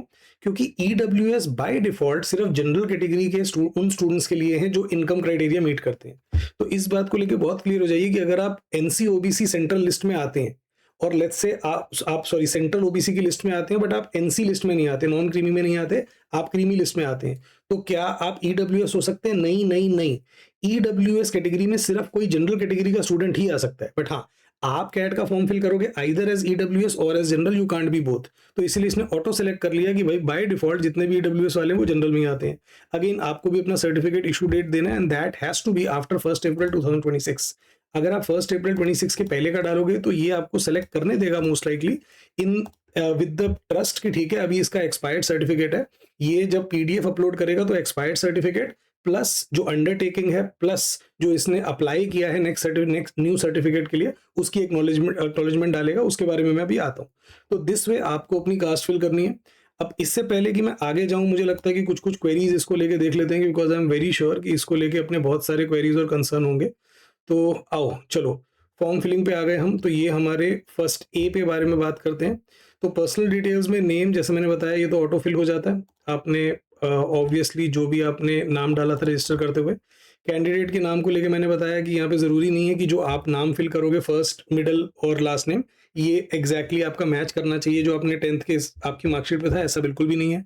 पेरेंट्स गार्डियंस का आप नाम डाल सकते हैं बट कोई प्रीफिक्स नहीं डालना, डॉक्टर, मिसेज, कर्नल, नहीं, ऐसा कुछ नहीं है। आपको सिर्फ जो नाम है वो डालना है विदाउट एनी प्रीफिक्सेस। आपके पापा का नाम अगर डिफरेंट है अलग अलग लेट्स से डॉक्यूमेंट्स पे, अब इसको बुरा मत मान जाना कि पापा का नाम सर अलग कैसे हो सकता है, ऐसे कैसे बोल दिया। कभी कभी होता है कि 10th के सर्टिफिकेट पे पापा का नाम था निशांत कुमार त्यागी, और आप उनके आधार पे दिया हुआ है निशांत त्यागी, मतलब कुमार है या कुमार नहीं है, शंभूनाथ में शंभू और नाथ में गैप है या नहीं है। तो सिंपल चीज याद रखो, जो भी आपके 10th के सर्टिफिकेट पे आपके पापा का नाम है ना, पापा का 10th का सर्टिफिकेट नहीं, जो भी आपके 10th के सर्टिफिकेट पे आपके पापा का नाम है, आपको वो वाला नाम डालना है, ठीक है।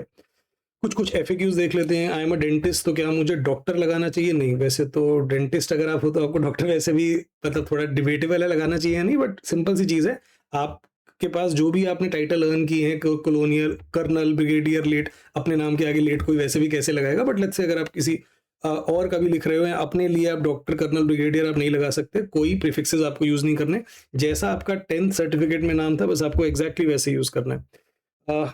अगर आपके पापा का नेम और सरनेम में कहीं पे गैप है, कहीं पे नहीं है, जो भी आपकी 10th की मार्कशीट में पापा का नाम है आपको वो डालना है। आपके पापा के 10th की मार्कशीट में कुछ अल्फाबेटिकल एरर है, कुछ स्पेलिंग मिस्टेक है आपके 10th की मार्कशीट में, जो आपके पापा का नाम है, लेट्स से आपके पापा का नाम होना चाहिए था SAURABH वाला सौरभ, और 10th की मार्कशीट में समहाउ SORABH करके कुछ हो गया। तो इस केस में आपको क्या करना चाहिए, आप दो चीजें कर सकते हो। आप या तो आप जो 10th की मार्कशीट पे नाम है सीधा वो डाल दो, बात खत्म भाई, जो 10th की मार्कशीट पे नाम था डाल दिया, कोई दिक्कत नहीं आएगी आपको किसी स्टेज पे, आई श्योर यू। हाउएवर अगर आपको लगता है कि नहीं यार गलत नाम नहीं डालना चाहता, मैं सही नाम ही डालना चाहता हूँ, तो इन दैट केस आप जो सही नाम है वो डालिए और एक एफिडेविट बनवा लीजिए। वो एफिडेविट आप कोर्ट के बाहर बहुत सारे बैठे होते हैं, जाओगे तो वो बता देंगे कैसे बनाना, बना के दे देंगे। तो उसमें वो लिख देंगे कि भाई दिस इज टू सर्टिफाई कि mister Saurabh Verma, also spelled as Saurabh Verma, born on this date, son of this, resident of this, refers to the same person। ऐसा वो एफिडेविट बना देंगे। इंटरव्यू में जाओगे या जब भी एडमिशन प्रोसेस के लिए जाओगे एफिडेविट लेते जाना। अगर कोई बोलता है कि मैंने अपना नाम ड्यू प्रोसेस के साथ चेंज कराया है आफ्टर कंप्लीटिंग माय डिग्री, तो इन दैट केस क्या करना है, आप जो अपना चेंज नेम है वो डालिए, which obviously would be different from your 10th और from your SSC marksheet, and you need to carry the supporting documents. Again वही आपको कि जो भी आपके पास डॉक्यूमेंट है जो सर्टिफाई करता है कि इस बंदे ने नाम चेंज कराया, वो आपके पास होना चाहिए एडमिशन के टाइम पे। अभी फॉर्म फिल करते हुए तो कुछ नहीं मांगेगा आपसे।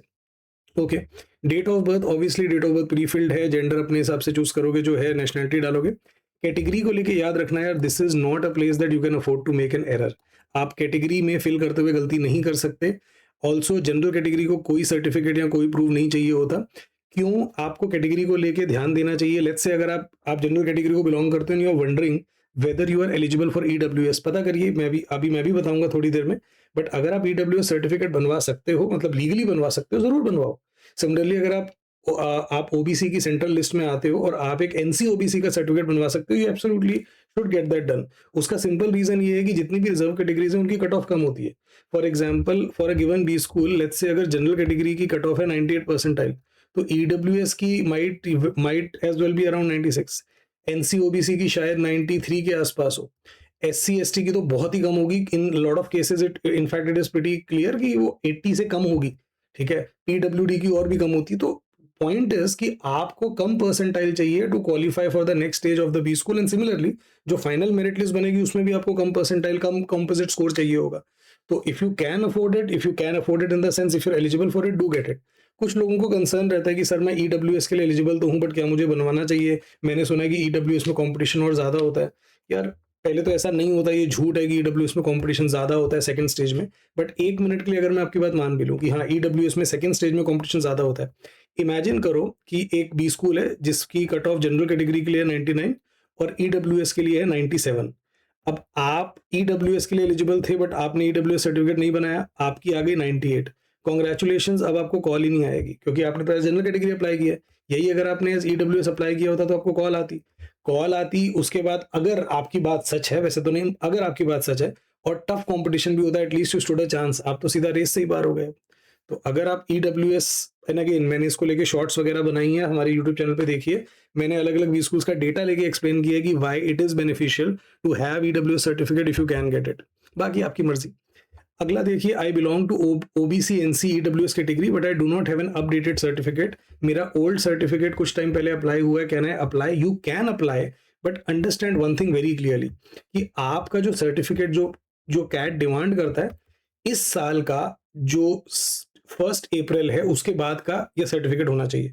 तो जो भी अभी ये साल चल रहा है 2026 चल रहा है, तो आपका सर्टिफिकेट 1 अप्रैल 2026 या उसके बाद का ही होना चाहिए। अब अगर आपके पास ये सर्टिफिकेट नहीं है तो क्या करें? फर्स्ट जल्दी से अप्लाई कर दीजिए। भाई आप एप्लीकेशन डाल दीजिए, प्रोसेस फॉलो करिए, और अगर आपका सर्टिफिकेट 15 सितंबर से पहले आ जाता है तो परफेक्ट है। अभी के लिए आप बाकी सारी चीज़ें फिल कर दीजिए। सर बाकी सारी चीज़ें कैसे फिल करूँ? जब तक मैं सर्टिफिकेट अपलोड नहीं करूँगा मुझे आगे नहीं जाने देगा। अभी के लिए आप अपलोड कर दीजिए, कोई और डॉक्यूमेंट अपलोड कर दीजिए। अभी के लिए जनरल क्लिक कर लो आप, और बाकी चीज़ें फिल करके नेक्स्ट पेज पे जाओ, एकेडमिक्स भरो, वर्क भरो। 15 सितंबर से पहले जब भी आपका सर्टिफिकेट बन के आ जाता है, तो जो पर्सनल डिटेल्स वाला सेक्शन है कैटेगरी वाला, उसको चेंज कर लीजिए, रिवाइज कर लीजिए। आगे का तो ऑलरेडी सब सेव्ड है ही है, ठीक है? अब अगर आपका 15 सितंबर से पहले आ जाएगा तो आप सर्टिफिकेट ही अपलोड कर लोगे, वेल एंड गुड। अगर आपका सर्टिफिकेट 15 सितंबर से पहले नहीं आया तब क्या करेंगे? डोंट वरी, उसके लिए भी इलाज है। आपको एक पीडीएफ सबमिट करनी होगी। इस पीडीएफ में आप क्या-क्या चीजें डालोगे? 3 चीजें डालोगे। अपना एग्जिस्टिंग सर्टिफिकेट, एक अंडरटेकिंग डालोगे आप कि मैं ईडब्ल्यूएस कैटेगरी को बिलोंग करता हूं, मैं सर्टिफाई करता हूं।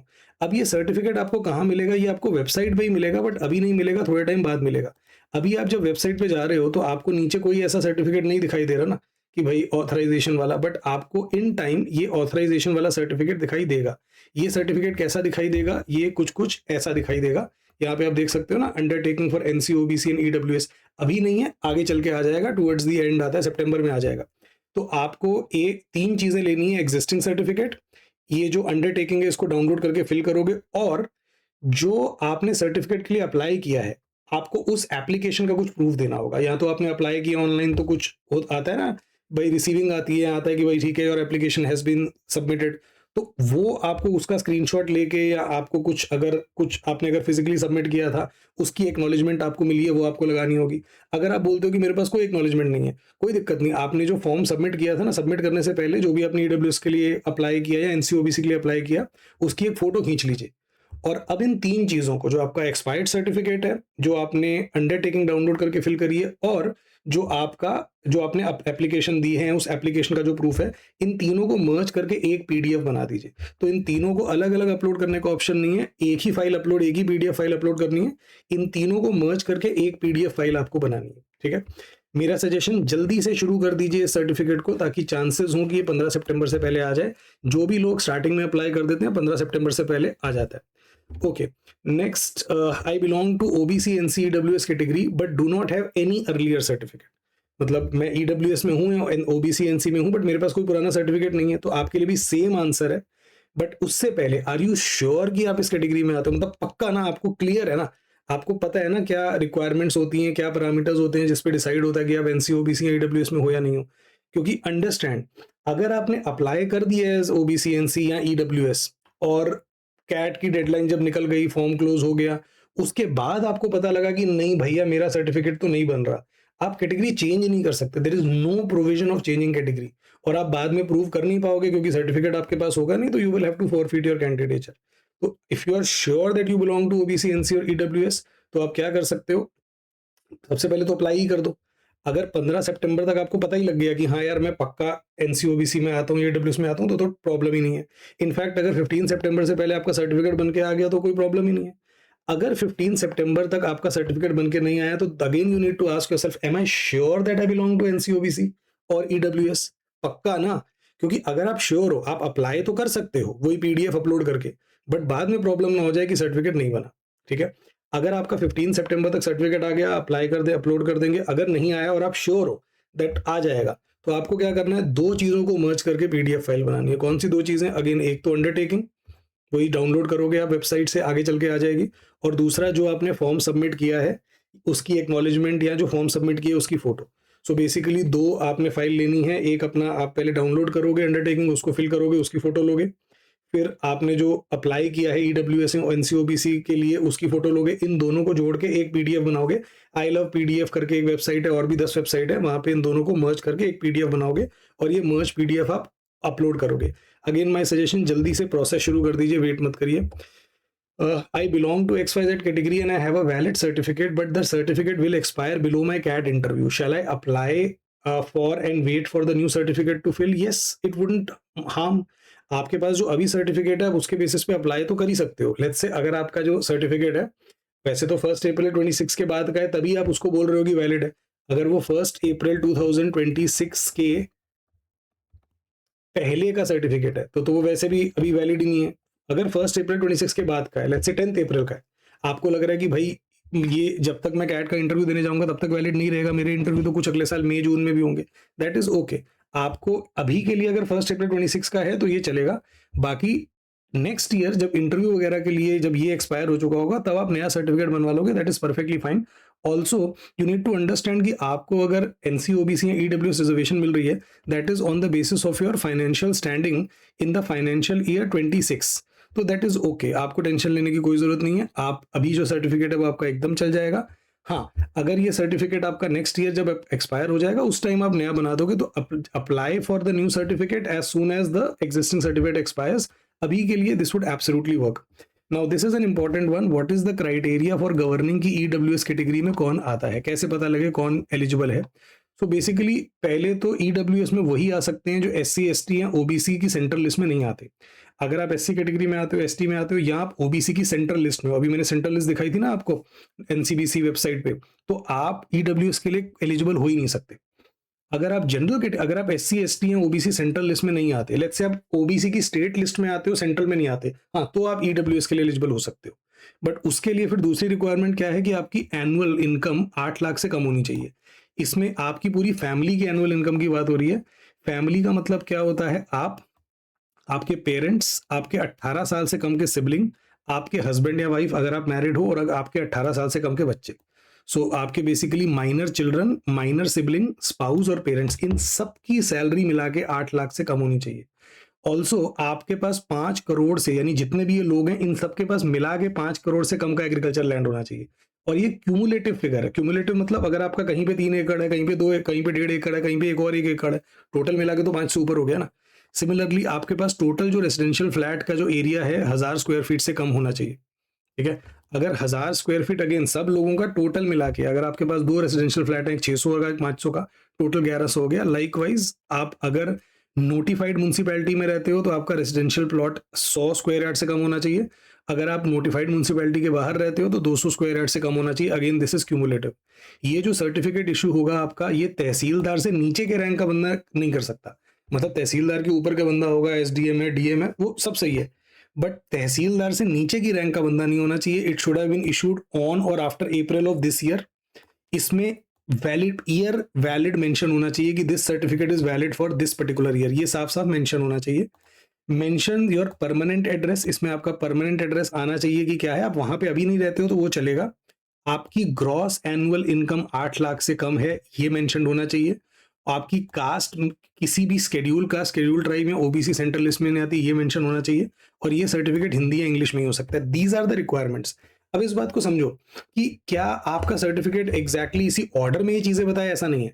इनफैक्ट अगर आप कैट की वेबसाइट पे जाओगे तो यहाँ पे आपको एक SC ST certificate, EWS, SC, NC, OBC certificate मिलेगा।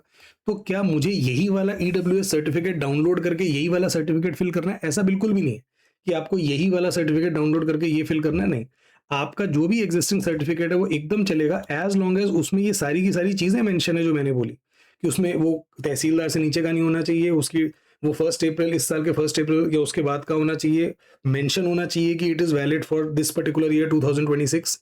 परमानेंट एड्रेस मेंशन हो, आपकी फैमिली की इनकम टोटल 8 लाख से कम है और आप SC ST OBC central list में नहीं आते, और हिंदी और English, these are the 2 only acceptable languages. मैं एक आपको कुछ सैंपल दिखा रहा हूँ। तो I am thankful to the students जिन्होंने अपने सर्टिफिकेट्स मेरे साथ शेयर किए फॉर एजुकेशनल पर्पस। मैंने पर्सनल डिटेल्स हटा दी हैं। अब जब आप ये जूम करके देखोगे ना तो आप काफी सारी चीजें देख पाओगे इसमें जो मैं दिखाना चाहता हूँ। जैसे देखो, वैलिड फॉर द ईयर 2024-25 लिखा है ना यहाँ पे, तो ये ऐसे मेंशन्ड होता है। अच्छा, ये दोनों सर्टिफिकेट्स में क्या फर्क है? अगर आप सोच रहे हो ये सेम स्टूडेंट के 2 सर्टिफिकेट है, फर्क ये है कि ये स्टेट सर्टिफिकेट है issued by state of Rajasthan, देख रहे हो, गवर्नमेंट ऑफ राजस्थान, जबकि ये आपका सेंट्रल सर्टिफिकेट है सेम स्टूडेंट का। तो ये दोनों ईडब्ल्यूएस सर्टिफिकेट है, बट फर्क बस ये है कि ये स्टेट गवर्नमेंट का बनाया हुआ है और ये सेंट्रल गवर्नमेंट का है। आप बोलोगे ऊपर तो अभी भी यहाँ पे भी गवर्नमेंट ऑफ राजस्थान लिखा है, but this is valid for, ये देखो क्या लिखा है, this certificate is recognised for centre. Zoom करके पढ़ोगे तो बहुत अच्छे से देख पाओगे कि this certificate is recognised for centre. अब आप बोलोगे कि सर स्टेट और सेंट्रल में फर्क क्या होता है? ईडब्ल्यूएस तो ईडब्ल्यूएस सर्टिफिकेट है। अंडरस्टैंड की कंडीशंस अलग होती हैं, रिक्वायरमेंट्स पैरामीटर्स अलग होते हैं। स्टेट ईडब्ल्यूएस सर्टिफिकेट या स्टेट ओबीसी सर्टिफिकेट के जो क्राइटेरिया थोड़ा रिलैक्स्ड होता है, मतलब उसमें इस तरीके से पैरामीटर्स होते हैं कि ज्यादा लोग इंक्लूड हो जाते हैं। तो क्या ऐसा हो सकता है कि कोई बंदा स्टेट ईडब्ल्यूएस के लिए एलिजिबल हो और सेंट्रल के लिए ना हो? बिल्कुल हो सकता है। क्या ऐसा हो सकता है कि आप स्टेट ओबीसी लिस्ट में हो और सेंट्रल में नहीं हो? बिल्कुल हो सकता है। तो आप इन दोनों में फिर फर्क, स्टेट वाला तो बेकार हो गया, बेकार नहीं हो गया। कुछ ऐसे बेनिफिट्स होती हैं जो स्टेट गवर्नमेंट्स अपनी स्टेट के ओबीसी या ईडब्ल्यूएस सिविलियंस को, रेसिडेंट्स को, सिटीजन्स को प्रोवाइड करते हैं। तो in order to qualify for those benefits, just let's say एक राजस्थान गवर्नमेंट है जो एक कॉलेज रन करती है, there is a college run by Rajasthan government, और वहां पे जो ईडब्ल्यूएस या ओबीसी का कोटा है उसमें उसके लिए सिर्फ आपको स्टेट सर्टिफिकेट चाहिए। बट क्योंकि आईआईएम सेंट्रल गवर्नमेंट से अलाइंड है, और आपके बहुत सारे और जो भी स्कूल्स हैं, मे चाहे वो आपका एफएमएस हो गया, दूसरे हो गए, ये सारे के सारे सेंट्रल गवर्नमेंट से क्योंकि अलाइंड है, उनसे फंडेड है, तो यहाँ पे आपको अगर रिजर्वेशन बेनिफिट चाहिए तो आपको सेंट्रल ओबीसी और सेंट्रल ईडब्ल्यूएस सर्टिफिकेट चाहिए। यहाँ पे वो सारी चीजें मेंशन्ड है, हाईलाइटेड है, आप देखोगे यहाँ पे देखो लिखा हुआ है कि इनकी फैमिली की इनकम 8 लाख से कम है, और नीचे ये भी लिखा हुआ है कि इनकी फैमिली के पास ये 5 एकड़ और ये 100 स्क्वायर यार्ड, 200 स्क्वायर यार्ड जो था, वो सारी चीजें मेंशन्ड है। ईयर मेंशन्ड है, this is valid for the year 24-25। और आप अगेन थोड़ा जूम इन करके पढ़ोगे, मैंने पर्सनल डिटेल्स तो ऑब्वियसली हटा दी हैं, अदरवाइज नेम, एड्रेस, ये सारी चीजें मेंशन्ड होती हैं। All right, what is the criteria governing for NC category for OBC? अब यहाँ पे एक चीज पहले क्लियर होनी चाहिए आपको कि ये जो रिजर्वेशन बेनिफिट है ना NC OBC, it is not meant for OBCs, it is meant for NC OBCs. Understand, OBC एक अलग चीज है, ये कास्ट बेस्ड क्राइटेरियन है, और एनसी एक इकोनॉमिक क्राइटेरियन है। तो ओबीसी आप कब माने जाओगे? ओबीसी आप तब माने जाओगे for the sake of reservation in CAT related B school rather, अगर आप ओबीसी की सेंट्रल लिस्ट में आओगे। ओबीसी की सेंट्रल लिस्ट बोले तो अभी मैंने दिखाई थी ना एनसीबीसी, आप अगर ओबीसी एनसीबीसी वेबसाइट पे जाइए, अपनी स्टेट को ढूंढिए, क्या उस स्टेट में आपकी कास्ट है, तभी आप ओबीसी सेंट्रल लिस्ट में आप हो, तभी आप पॉसिबल है कि आप एनसी ओबीसी हो सकते हो, आपको रिजर्वेशन मिल सकती है। अगर आपकी कास्ट ओबीसी की सेंट्रल लिस्ट में नहीं है, खत्म, उसके बाद आप एनसी ओबीसी के लिए एलिजिबल नहीं हो। अगर आपकी कास्ट एनसी ओबीसी में आती है तो फिर दूसरा सवाल ये है कि क्या आप एनसी यानी कि आप नॉन क्रीमी लेयर में आते हो? नॉन क्रीमी लेयर का मतलब क्या होता है? नॉन क्रीमी लेयर की एक डेफिनेशन होती है, अब अगेन वो डेफिनेशन पे मैं आता हूँ थोड़ी देर में, बट नॉन क्रीमी लेयर का जो आपका एनसी ओबीसी सर्टिफिकेट होगा, उसमें भी क्या क्या चीजें होनी चाहिए? अगेन, तहसीलदार से नीचे की रैंक का बंदा नहीं होना चाहिए जो इशू कर रहा है। It should have been issued on or after 1 April of this year. आपका एड्रेस मेंशन होना चाहिए, ये मेंशन होना चाहिए कि आप क्रीमी लेयर को बिलोंग नहीं करते। तो अगर आपके पास सर्टिफिकेट है जिसमें मेंशन्ड है कि आप ओबीसी की सेंट्रल लिस्ट में आते हो, क्रीमी लेयर के बारे में कुछ भी मेंशन नहीं है, you are not eligible for NC OBC basis that certificate. You need to get a new certificate which clearly specifies that you do not belong to creamy layer. आपकी caste mention होनी चाहिए, resolution number mention होना चाहिए, और again Hindi और English में ही होना चाहिए, और कोई लैंग्वेज में नहीं हो सकता। एक बहुत बड़ा फर्क एनसी ओबीसी और ईडब्ल्यूएस सर्टिफिकेट में क्या है? ईडब्ल्यूएस में पूरी फैमिली की इनकम देखी जाती है। अच्छा, फैमिली की इनकम कब से कब तक देखी जाती है? पिछला फाइनेंशियल ईयर। जैसे अगर इस बार जो सर्टिफिकेट बन रहा है 1 अप्रैल 2026 के पहले या बाद में, तो वो देखेंगे कि 1 अप्रैल 2025 से लेके 31 मार्च 2026, जिसको हम बोलते हैं फाइनेंशियल ईयर 26, इस फाइनेंशियल ईयर 26 में आपकी पूरी फैमिली की इनकम कितनी थी, वो कैसे देखेंगे? आपके आईटीआर के through. However, in case of OBC सिर्फ पेरेंट्स की इनकम देखी जाती है, जो आपकी इनकम नहीं देखी जाएगी। तो लेट्स से अगर मैं एक ओबीसी कैंडिडेट हूं तो सिर्फ मेरे पेरेंट्स की इनकम देखी जाएगी, मेरी खुद की इनकम कितनी भी हो सकती है, 1 करोड़ भी हो सकती है। अब आप बोलोगे sir, but sir this is illogical, one can say that, but this is how it is. In fact एक पीछे केस, पता नहीं आप में से कितने लोगों को याद होगा, कि एक आईएएस ऑफिसर थी फीमेल, वो आईएएस ऑफिसर बन गई, ऑडी में आती थी अपना ऑफिस, फिर कुछ कुछ हुआ, बाद में पता लगा कुछ नकली सर्टिफिकेट था। बट सोच के देखो, वो ऑडी में आ रही है, ऐसा कैसे पॉसिबल है कि वो ऑडी में आ सकती है कोई जो मतलब रिजर्वेशन लेके एनसी नॉन क्रीमी लेयर की? उसका सिंपल तरीका ये होता है कि सिर्फ पेरेंट्स की इनकम देखी जाती है, जो स्टूडेंट है उसकी नहीं। तो लेट्स से मैं चाहता हूं कि मेरे बेटे को एनसी ओबीसी बेनिफिट मिले, और हम ओबीसी की सेंट्रल लिस्ट में आते हैं, बट हमारे पास हमारी इनकम बहुत तगड़ी है, तो मैं क्या करूंगा? अपने सारे एसेट्स, अपनी सारी इनकम अपने बेटे के नाम पे दिखा दूंगा। उसको वो करोड़ रुपए कमा रहा है हर महीने के, और मेरी इनकम और वाइफ की इनकम टोटल मैं 8 लाख से कम कर दूंगा। लो जी, आ गया मेरा बेटा एनसी ओबीसी, बन गया सर्टिफिकेट। तो ये वाली चीजें चलती हैं। खैर कोई नहीं, मतलब इसको आप एक ट्रिविया की तरह देख सकते हो। Now what does an NCOBC certificate look like? This is what a central NCOBC certificate look like. Again मैंने जानबूझ के पर्सनल डिटेल्स हटा दी हैं। आप देख सकते हो यहाँ पे एक सर्टिफिकेट नंबर मेंशन्ड है, डेट मेंशन्ड है यहाँ पे, तो ऑब्वियसली ये इस साल के लिए वैलिड नहीं है, जिस साल में बना था उस साल के लिए वैलिड था। यहाँ पे जो स्टूडेंट है उसका नाम, उसके पेरेंट्स का नाम, उनका एड्रेस वगैरह दिया हुआ है। फर्दर आप देखोगे कि यहाँ पे क्लियरली मेंशन्ड है कि this is to certify that he does not belong to creamy layer. ये बहुत इंपॉर्टेंट है कि ये क्लियरली मेंशन्ड हो कि ये बंदा क्रीमी लेयर को बिलोंग नहीं करता। बाकी जो मैंने बोला था कि रेजोल्यूशन नंबर, तो वो सर्टिफिकेट आप जब भी कहीं से बनवाएंगे ऑलरेडी वो रेजोल्यूशन नंबर ऑब्वियसली उस पर मेंशन होगा ही। डेट मेंशन्ड है, रेजोल्यूशन नंबर मेंशन्ड है, आपका नाम, एड्रेस, कास्ट मेंशन है, वो मैंने कट कर दिया है सारा, और ये मेंशन्ड है कि आप क्रीमी लेयर को बिलोंग नहीं करते। नाउ अगेन कुछ क्वेरीज है इसको लेके कि एनसीओबीसी या ईडब्ल्यूएस सर्टिफिकेट जो मेरे पास है वो स्टेट ने इशू किया था, क्या मुझे एक दूसरा सर्टिफिकेट बनाना पड़ेगा? Absolutely yes. आप ओबीसी, एनसी या ईडब्ल्यूएस के लिए तभी एलिजिबल हो जब पहले आप ओबीसी के लिए आप सेंट्रल ओबीसी लिस्ट में आते हो, जो आप इस वेबसाइट पे जाके चेक कर सकते हो, और दूसरा you meet the criteria for non creamy layer. Similarly आप ईडब्ल्यूएस के लिए तभी एलिजिबल हो अगर आप, जो अभी मैंने आपको वेबसाइट दिखाई वहां पे जाके देखोगे कि आपका नाम, सॉरी कोई कास्ट नहीं देखनी होती ईडब्ल्यूएस में। ईडब्ल्यूएस के लिए तभी वैलिड हो अगर आपके पास एक सर्टिफिकेट है, सेंट्रल गवर्नमेंट का सर्टिफिकेट है, जिसपे आप चाहे वो सर्टिफिकेट आपकी स्टेट नहीं बनाया हो, बट उस पर लिखा होना चाहिए कि this is valid for central government benefits या सेंट्रल गवर्नमेंट स्कीम्स के लिए वैलिड है, ये लिखा होना चाहिए सर्टिफिकेट पे, राइट? All right, fine.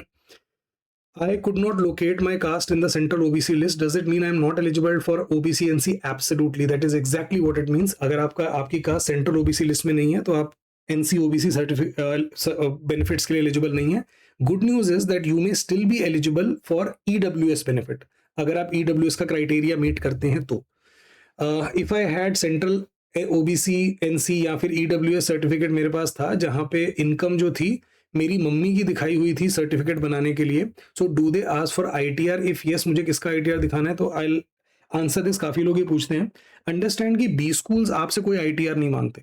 जैसे लेट्स से आपका IIM शिलोंग में एडमिशन हो गया अंडर EWS कैटेगरी और NCOBC कैटेगरी, तो बी स्कूल ये नहीं बोलेगा कि चलो अपने मम्मी पापा के ITR दिखाओ पिछले साल की, एक बार तुम्हारे घर आके देखूंगी तुम्हारे पास कितनी कार्स हैं, एक बार तुम्हारा सोशल मीडिया थोड़ा स्टॉक करो, अच्छा आईफोन लेके। वो बी स्कूल को कोई लेना देना नहीं होता कि क्या आप सच में क्राइटेरिया मीट कर रहे हो नहीं कर रहे हो। वो सिर्फ ये देखते हैं कि do you have a valid certificate to substantiate your claim basically. If you have a certificate that justifies your claim, तो बस उतना उनको सर्टिफिकेट देखना है। They are least bothered about कि आपके पास आपका जो सर्टिफिकेट था क्या वो सच में सारी कंडीशंस मीट करता है या नहीं करता, ठीक है। My caste name is in the central OBC list but the certificate I have does not mention NC. What category do I choose? आपको नया सर्टिफिकेट बनवाना पड़ेगा और वो नया सर्टिफिकेट जो बनवाओगे आप उसमें स्पेसिफिकली ये मेंशन होना चाहिए that you do not belong to creamy layer. अगर आपके सर्टिफिकेट में फिलहाल ये नहीं लिखा that you do not belong to creamy layer, that certificate is of no use. So what to do, नए सर्टिफिकेट के लिए अप्लाई करिए। 15 सितंबर से पहले आ जाता है, बहुत अच्छी बात है। नहीं आता तो again ask yourself, am I sure कि मैं NCOBC में बिलोंग करता हूँ, आई एम श्योर कि मैं नॉन क्रीमी में बिलोंग करता हूँ।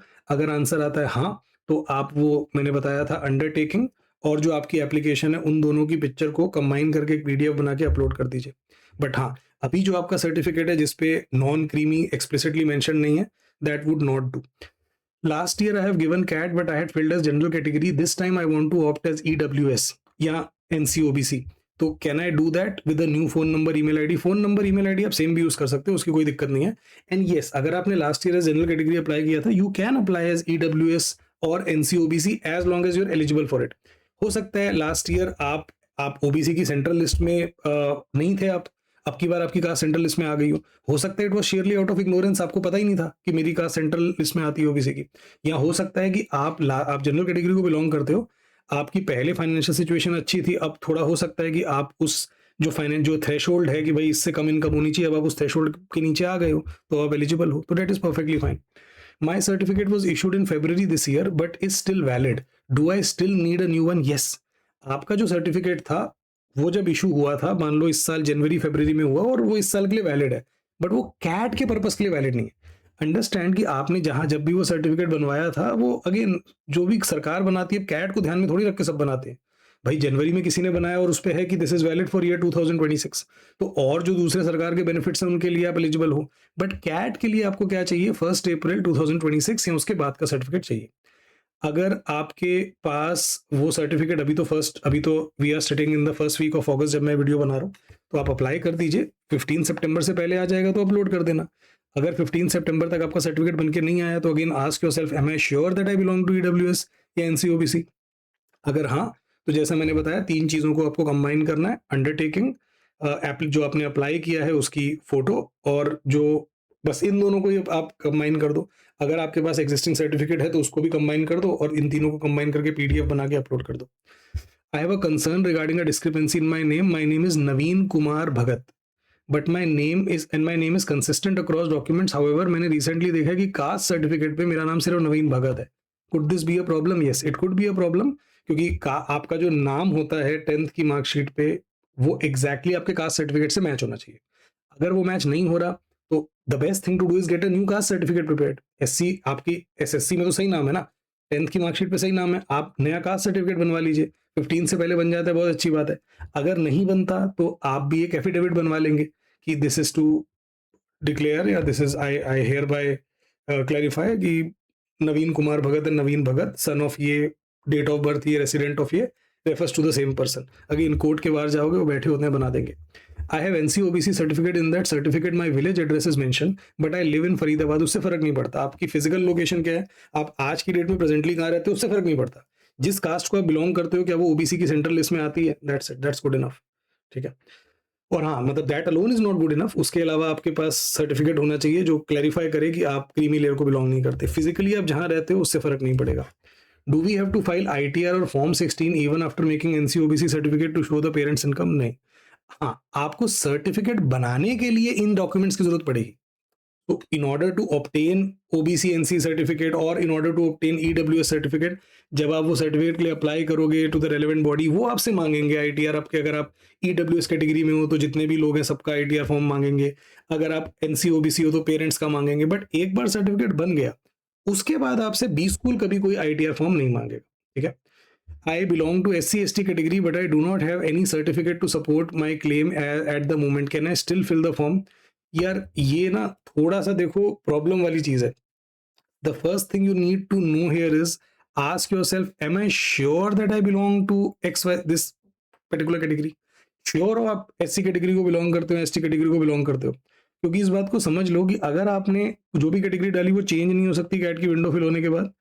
अगर आपने ये अभी SC category ST category choose कर ली और बाद में आप टाइम आने पे सपोर्टिंग डॉक्यूमेंट नहीं दे पाए, गेम ओवर है आपकी, मतलब आपका पूरा अटेम्प्ट वेस्ट हो जाएगा। अगर आप श्योर हो that I do belong to SC or ST category, I would say leave everything else, leave the CAT form. आप पहले जल्दी से अपनी कैटेगरी सर्टिफिकेट अप्लाई करो।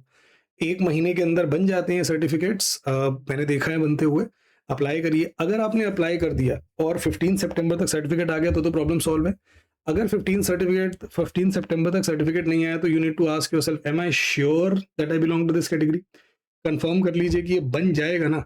अगर ये बन जाएगा सर्टिफिकेट तो इन दैट केस अगेन अभी आपके पास कोई एज सच अंडरटेकिंग अवेलेबल नहीं है, बट बाद में जब अंडरटेकिंग फॉर्म आएगा तो अंडरटेकिंग फॉर्म भर के डाल दीजिएगा। But then do it only and only if you are sure कि आपको इवेंचुअली सर्टिफिकेट मिल जाएगा। इसमें बस एक चीज ऐड करनी है यार कि अगर लेट्स से आपको टुवर्ड्स द एंड भी अगर आपको कोई अंडरटेकिंग नहीं मिलता एससी कैटेगरी के लिए, तो आप एक काम करना, एक पेज पे लिखना कि सर्टिफिकेट इज अंडर प्रोसेस और इसको पीडीएफ में कन्वर्ट करके अप्लाई कर देना। ऐसा कैट ने नहीं बोला कि आप ये कर सकते हो, मेरी तरफ से सजेशन है। अगर आपको लगता है you belong to SC category or ST category and you do not have a certificate and in case there is no undertaking for it, आप खुद से एक पीडीएफ अप्लाई कर देना। पीडीएफ ओपन करो तो लिखा हो सर्टिफिकेट अंडर प्रोसेस। थोड़ा रिस्की चीज है but that's my suggestion. I belong to OBC NC category but I do not know the serial entry number. मैंने पीछे एक्सप्लेन किया कि सीरियल एंट्री नंबर आप कैसे पता कर सकते हैं।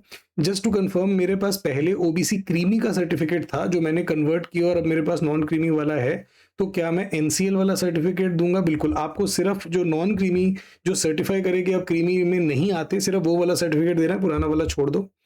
मैंने गलती से स्पाउस का नाम डाल दिया, मुझे जल्दी में लगा सिबलिंग है, अब मुझे फिर से फॉर्म फिल करना चाहिए। नहीं, अगर आपको लग रहा है कि सर ये तो आपने ना खुद से ऐसे ही एक बस ऐसे ही मजे में ये वाला एफएक्यू डाल दिया, मेरी लास्ट ईयर की वीडियो में जाओ, आपको उसके कमेंट्स में ये वाला कमेंट मिलेगा, वहां से कॉपी किया।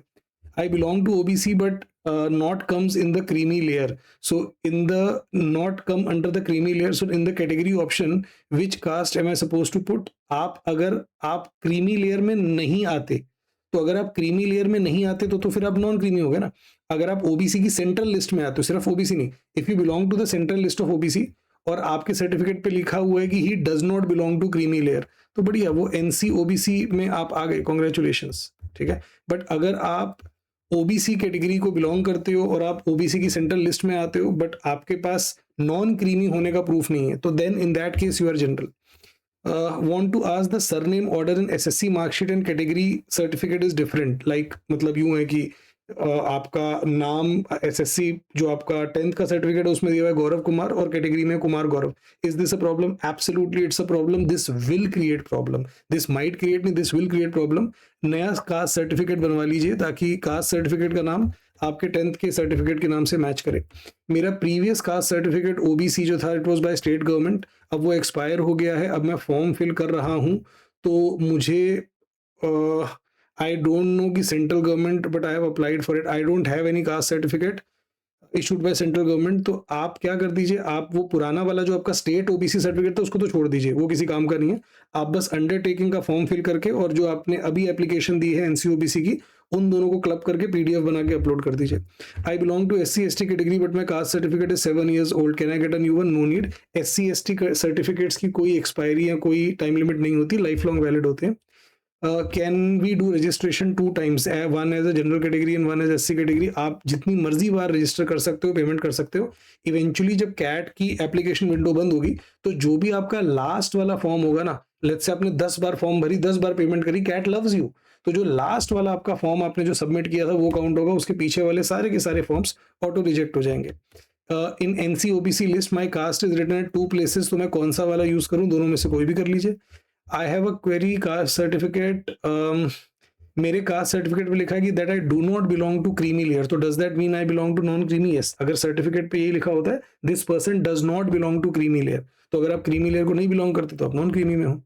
आपने रिन्यूअल के लिए अप्लाई किया है तो इशू डेट क्या लिखे? काफी लोग पूछते हैं कि मैंने अभी वो अंडरटेकिंग और वो एप्लीकेशन की फोटो को जोड़ के पीडीएफ बना के डाल दिया, तो मैं क्या सर्टिफिकेट इशू डेट में क्या डालूं? 1 April 2026। चाहे आप EWS सर्टिफिकेट के लिए अप्लाई किया हुआ है आपने या NCOBC, 1 April 2026। I am filling EWS category, will I be eligible for EWS seat or general seats? Only EWS। Understand कि हर स्टूडेंट सिर्फ अपनी कैटेगरी में ही compete करता है। EWS competes with EWS, general competes with general, NCOBC with NCOBC। I have got the link to download EWS certificate from the government, मैंने download करके उसको सेम सर्टिफिकेट अप्लाई कर दिया, अपलोड कर दिया, मैंने उसको अटेस्ट नहीं किया। कोई दिक्कत नहीं है, आपको ये जो SC ST OBC EWS certificate है इनको अटेस्ट करने की कोई नीड नहीं है। मैंने EWS के लिए अप्लाई कर दिया है, कैट की एप्लीकेशन अंडरटेकिंग फॉर्म के साथ EWS सर्टिफिकेट के लिए अप्लाई कर दिया, ठीक है, अंडरटेकिंग के साथ फिल कर देता हूँ। सपोज किसी रीजन से मेरा EWS नहीं बन पाता, तो क्या मुझे जनरल कंसिडर करेंगे? I am not sure 100% about it. Let's say आपने अप्लाई किया था एज NCOBC और आपने अंडरटेकिंग और एप्लीकेशन डाल दी, फिर इवेंचुअली कैट की अप्लाई करने की विंडो एंड हो गई और फिर आपको पता लगा कि आपका NCOBC सर्टिफिकेट नहीं बना, EWS नहीं बना, तो क्या इन दैट केस आपका कैंडिडेचर वैलिड रहेगा एज अ जनरल कैंडिडेट या नहीं? I am not sure. आपको लेट्स से एक बी स्कूल कॉल करता है एज एन EWS कैंडिडेट, तो आपको तो कॉल आई ही इसलिए है ना क्योंकि आप EWS कैटेगरी में आपने अप्लाई किया था। लेट्स से EWS की कट ऑफ 93 थी और आपकी 94 परसेंटाइल थी, जनरल की 98 थी। अगर आप जनरल कैटेगरी होते तो आपको कॉल आनी नहीं चाहिए, आपको तो कॉल आई ही इसी प्रेमिस पे कि आप EWS को बिलोंग करते हो। तो आई एम नॉट श्योर कि किस तरीके से होगा, हो सकता है आपका कैंडिडेचर कैंसिल हो जाए। I belong to SC category, so central का सर्टिफिकेट यूज करना है। अंडरस्टैंड कि SC और ST में कोई सेंट्रल और स्टेट सर्टिफिकेट नहीं होते, in fact SC ST certificate states ही इशू करती हैं। ये SC ST वाली डायकोटमी सिर्फ आपकी EWS और NCOBC में होती है। I have submitted my CAT application, ये कैट लास्ट ईयर की क्वेरी है, मैंने अपना कैट एप्लीकेशन फॉर्म सबमिट कर दिया बट मिस्टेकनली मैंने गलत एंट्री डाल दी है कास्ट और ट्राइब नेम की, तो मुझे क्या करना चाहिए? दोबारा से फॉर्म फिल करिए, दोबारा पेमेंट करिए, आपकी बार जल्दबाजी में फिल मत करिएगा। मेरा एड्रेस NCOBC सर्टिफिकेट पे कुछ और है, आधार पे कुछ और है। आपके आधार पे, आपके वोटर ID कार्ड पे, आपके स्कूल कॉलेज के ID कार्ड पे क्या एड्रेस है फर्क नहीं पड़ता। The only address that matters is the one on your caste certificate. उसके अलावा कहाँ पे क्या एड्रेस है उससे कोई लेना देना नहीं है। Are we eligible for NCOBC? Father is central government grade C employee even if salary is 8 lakh above 8 lakh? No. Understand कि EWS की जितनी अलग अलग रिक्वायरमेंट है या NCOBC की जो अलग अलग रिक्वायरमेंट है, आपको वो सारी रिक्वायरमेंट मीट करनी पड़ेंगी। ऐसा नहीं होता कि मैंने एक रिक्वायरमेंट मीट कर ली तो मैं अब एनसी-ओबीसी हो गया, नहीं, या एक रिक्वायरमेंट मीट कर ली तो मैं ईडब्ल्यूएस हो गया, नहीं। You have to meet all the different criteria that are there to be eligible for NCOBC. अगर एक क्राइटेरिया भी वायलेट हो गया, जैसे अगर 8 लाख से ऊपर अगर आपके पेरेंट्स की इनकम है, तो आप एनसी-ओबीसी में नहीं आते। Got my EWS certificate a few days back but caste is not mentioned, it's okay. EWS certificate पे कास्ट का मेंशन होना जरूरी नहीं है। ईडब्ल्यूएस सर्टिफिकेट ऑनलाइन अप्लाई करने से ऑफिसर होम विजिट करता है, नहीं। ऐसा नहीं है कि आप कोई बंदा आएगा इंची टेप लेके कि चल भाई तेरा घर नापूं कितना बड़ा है, वो सारा कागज पे ही होती हैं चीजें। Sir I am from UP and the condition in UP state EWS and the central certificate are same, तो nearby tehsil is not making central certificate saying कि दोनों सेम ही है, कोई फर्क नहीं है। यार अगर वो नहीं बना रहे तो क्या ही करोगे, बट उनको रिक्वेस्ट करो कि please mention on the certificate कि this certificate is recognised for centre. जैसे मैंने अभी पीछे वो राजस्थान वाला दिखाया था ना, ऐसे ही उस पर मेंशन कर दो it is recognised for centre. The caste certificate issued to us by the government is in Hindi, is it acceptable? Yes, Hindi और इंग्लिश इन दोनों में से कोई लैंग्वेज हो तो चलेगी, रीजनल लैंग्वेज नहीं होनी चाहिए कोई। My picture in the caste certificate is different from the picture in the CAT form, is it a problem? No, not a problem at all. I have caste certificate but not exactly in the same format. Format से कोई फर्क नहीं पड़ता। आपके पास जो SC या ST या OBC या ईडब्ल्यू सर्टिफिकेट है, you don't have to, it does not necessarily have to be the kind of certificate जो कि आपको वेबसाइट पे दे रखा है। इंपॉर्टेंट ये है कि it should meet all the conditions. For example SC ST certificate के लिए it should have been issued by competent authority. Simple सी बात है, अगर आपके पास कास्ट सर्टिफिकेट है तो कॉम्पिटेंट अथॉरिटी नहीं दिया होगा। आपका कास्ट मेंशन होनी चाहिए, आपकी कास्ट क्या है और कास्ट नंबर क्या है, रेजोल्यूशन नंबर होना चाहिए और हिंदी या इंग्लिश में ही होना चाहिए। These are the conditions for SC ST. OBC में एक एडिशनल चीज बस एक आ जाती है कि आपकी स्टेट मेंशन होनी चाहिए कि आपकी स्टेट को बिलोंग करते हैं। Now this is N ST category certificate and I am using it with the explicit approval of the student जिसका सर्टिफिकेट है। मैंने डिटेल्स हटा दी हैं, आप ध्यान से देखेंगे तो यहाँ पे अगेन मैंने नाम वगैरह हटा दिया, बट यहाँ पे कास्ट मेंशन्ड है। Apart from that it is clearly stated कि ये एसटी में कैटेगरी में आती हैं। रेजोल्यूशन नंबर आप देखेंगे तो यहाँ पे आपको मिल जाएगा, और हिंदी में ये सर्टिफिकेट है, एड्रेस दिया हुआ है इधर, तो all the conditions are fulfilled.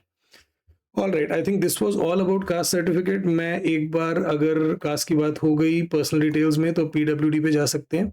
All right, अभी के लिए मैं क्या करता हूँ, यहाँ पे जनरल डाल देता हूँ ताकि मुझे और कोई डिटेल ना डालनी पड़े।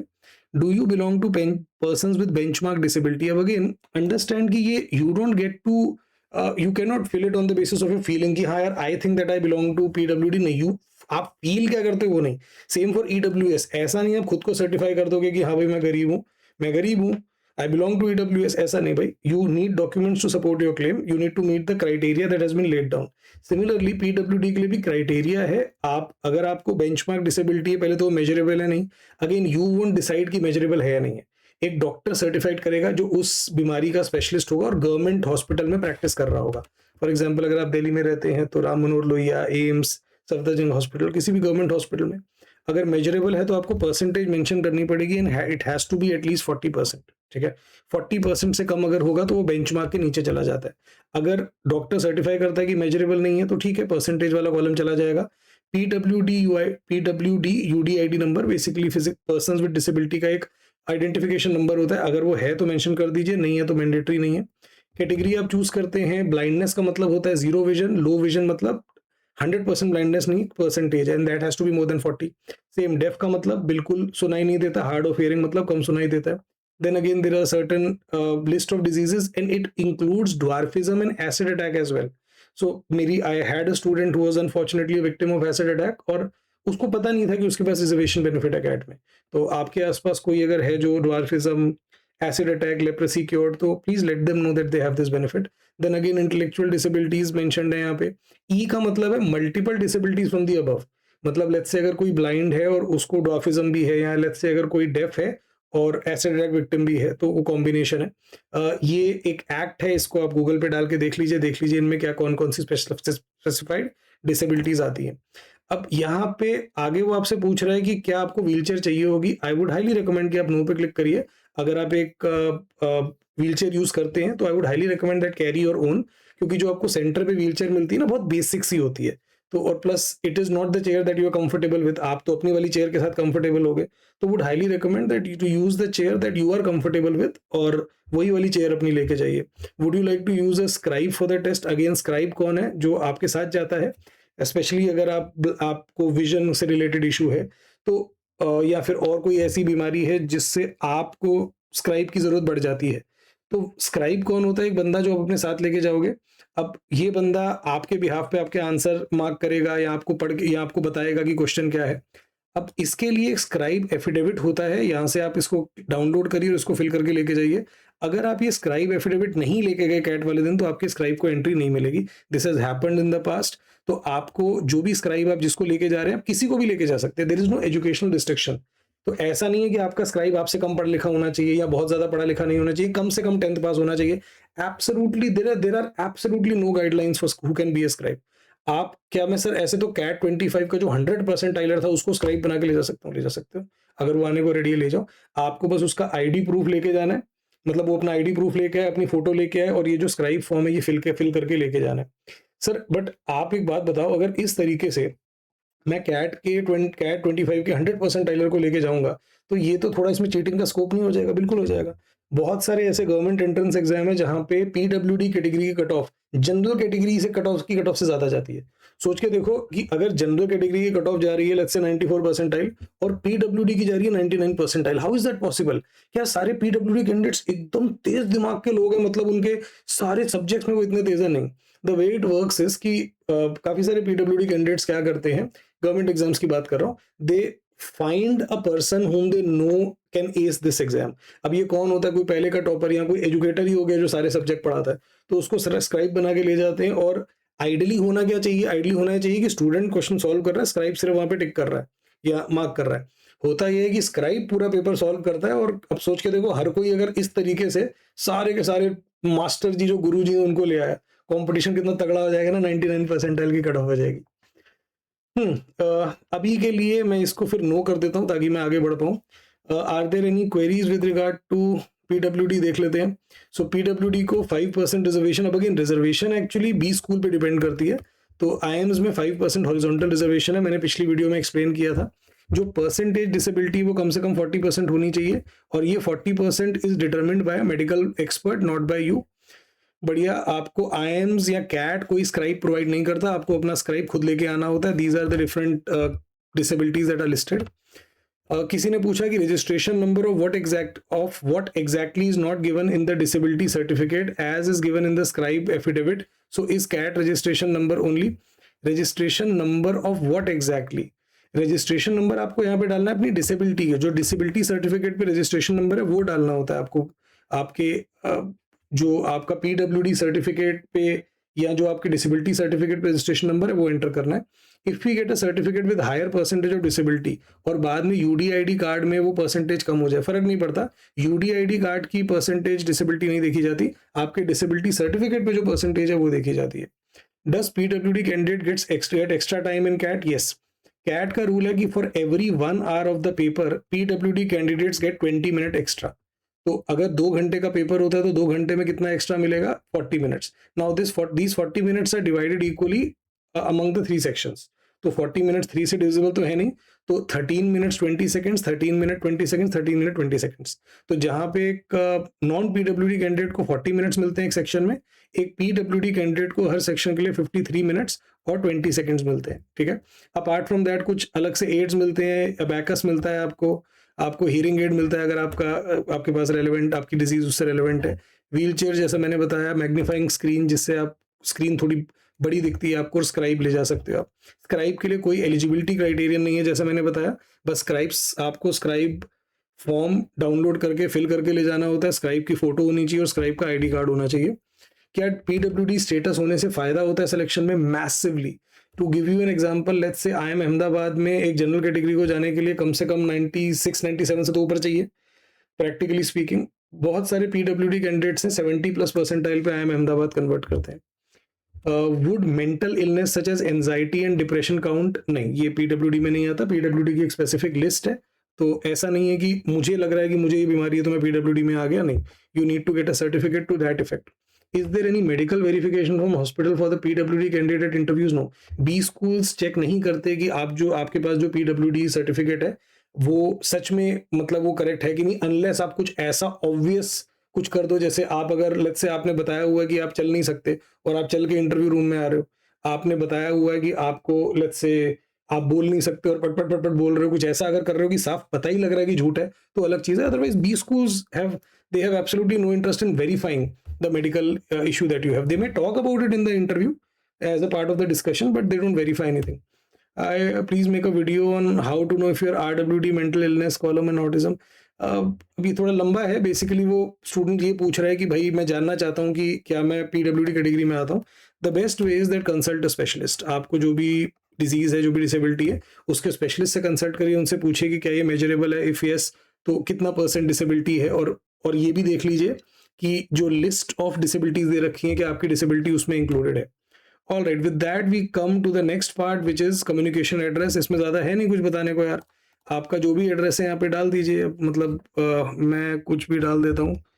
तो लाइन 1 मैंडेटरी है, उसके आगे तो आप मैंडेटरी नहीं है, तो जो भी आपका एड्रेस है डाल दीजिए आप। कुछ गलत भी डल जाएगा तो फर्क नहीं पड़ता, आपके फिजिकल एड्रेस से कोई लेना देना नहीं है। कोई कुछ भी चीज़ बाय पोस्ट नहीं आती, सब कुछ ईमेल पे ही आता है, तो रियली डजंट मैटर अगर आपने गलत भी डाल दिया तो। मैं ही नहीं कह रहा कि गलत डालना ही, जस्ट दैट गलत डाल दिया तो डाल दिया, कोई फर्क नहीं पड़ेगा उससे।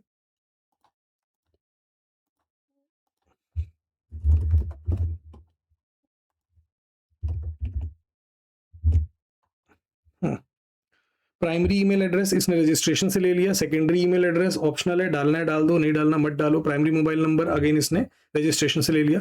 क्या आपका परमानेंट एड्रेस सेम है? सेम है तो यस कर दो, नहीं है तो जो दूसरा एड्रेस है भर दो। मैं तो बोलता हूँ चाहे आपका परमानेंट एड्रेस सेम है या नहीं है, आप इसको यस ही करो, क्यों बेकार में और लंबा फिल करना। ये मेरे को यस फिल करने क्यों नहीं दे रहा? ओके हाँ, तो अगर आपका परमानेंट एड्रेस सेम है तो बस यस पे क्लिक करना है। कमाल है यार, करने नहीं दे रहा। खैर मारो गोली। इमरजेंसी कॉन्टैक्ट, तो आई वुड हाईली रिकमेंड कि इमरजेंसी कॉन्टैक्ट डिटेल में आप कोई नंबर ज़रूर डालें, और ये किसी ऐसे बंदे का नंबर डालें जो इमरजेंसी पड़ने पे सच में आपका जो कैट सेंटर से फ़ोन आएगा वो फ़ोन उठा ले।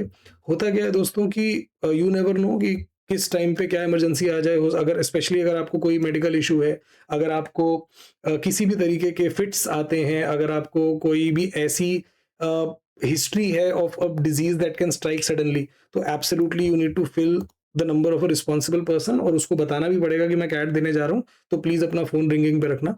जो रिलेशनशिप है आपका उनके साथ मेंशन कर दीजिए। तो what is the relationship of this person with the candidate. Let's say अगर अपने पापा का डाल रहे हो तो यहाँ पे फादर लिख देना, ठीक है। इसको लेके मैं देख लेता हूँ अगर कोई क्वेरीज है। वैसे एड्रेस को लेके क्या ही होगी, तो एड्रेस लाइन 1 मैंडेटरी है, बाकी कोई मैंडेटरी नहीं है। अगर आपने गलत डिस्ट्रिक्ट भी डाल दिया तो इट्स ओके। काफ़ी बार होता है कि दिल्ली में पता नहीं कि मेरा सेंट्रल दिल्ली में आता है कि वेस्ट दिल्ली में आता है, गलत डाल दिया चलेगा।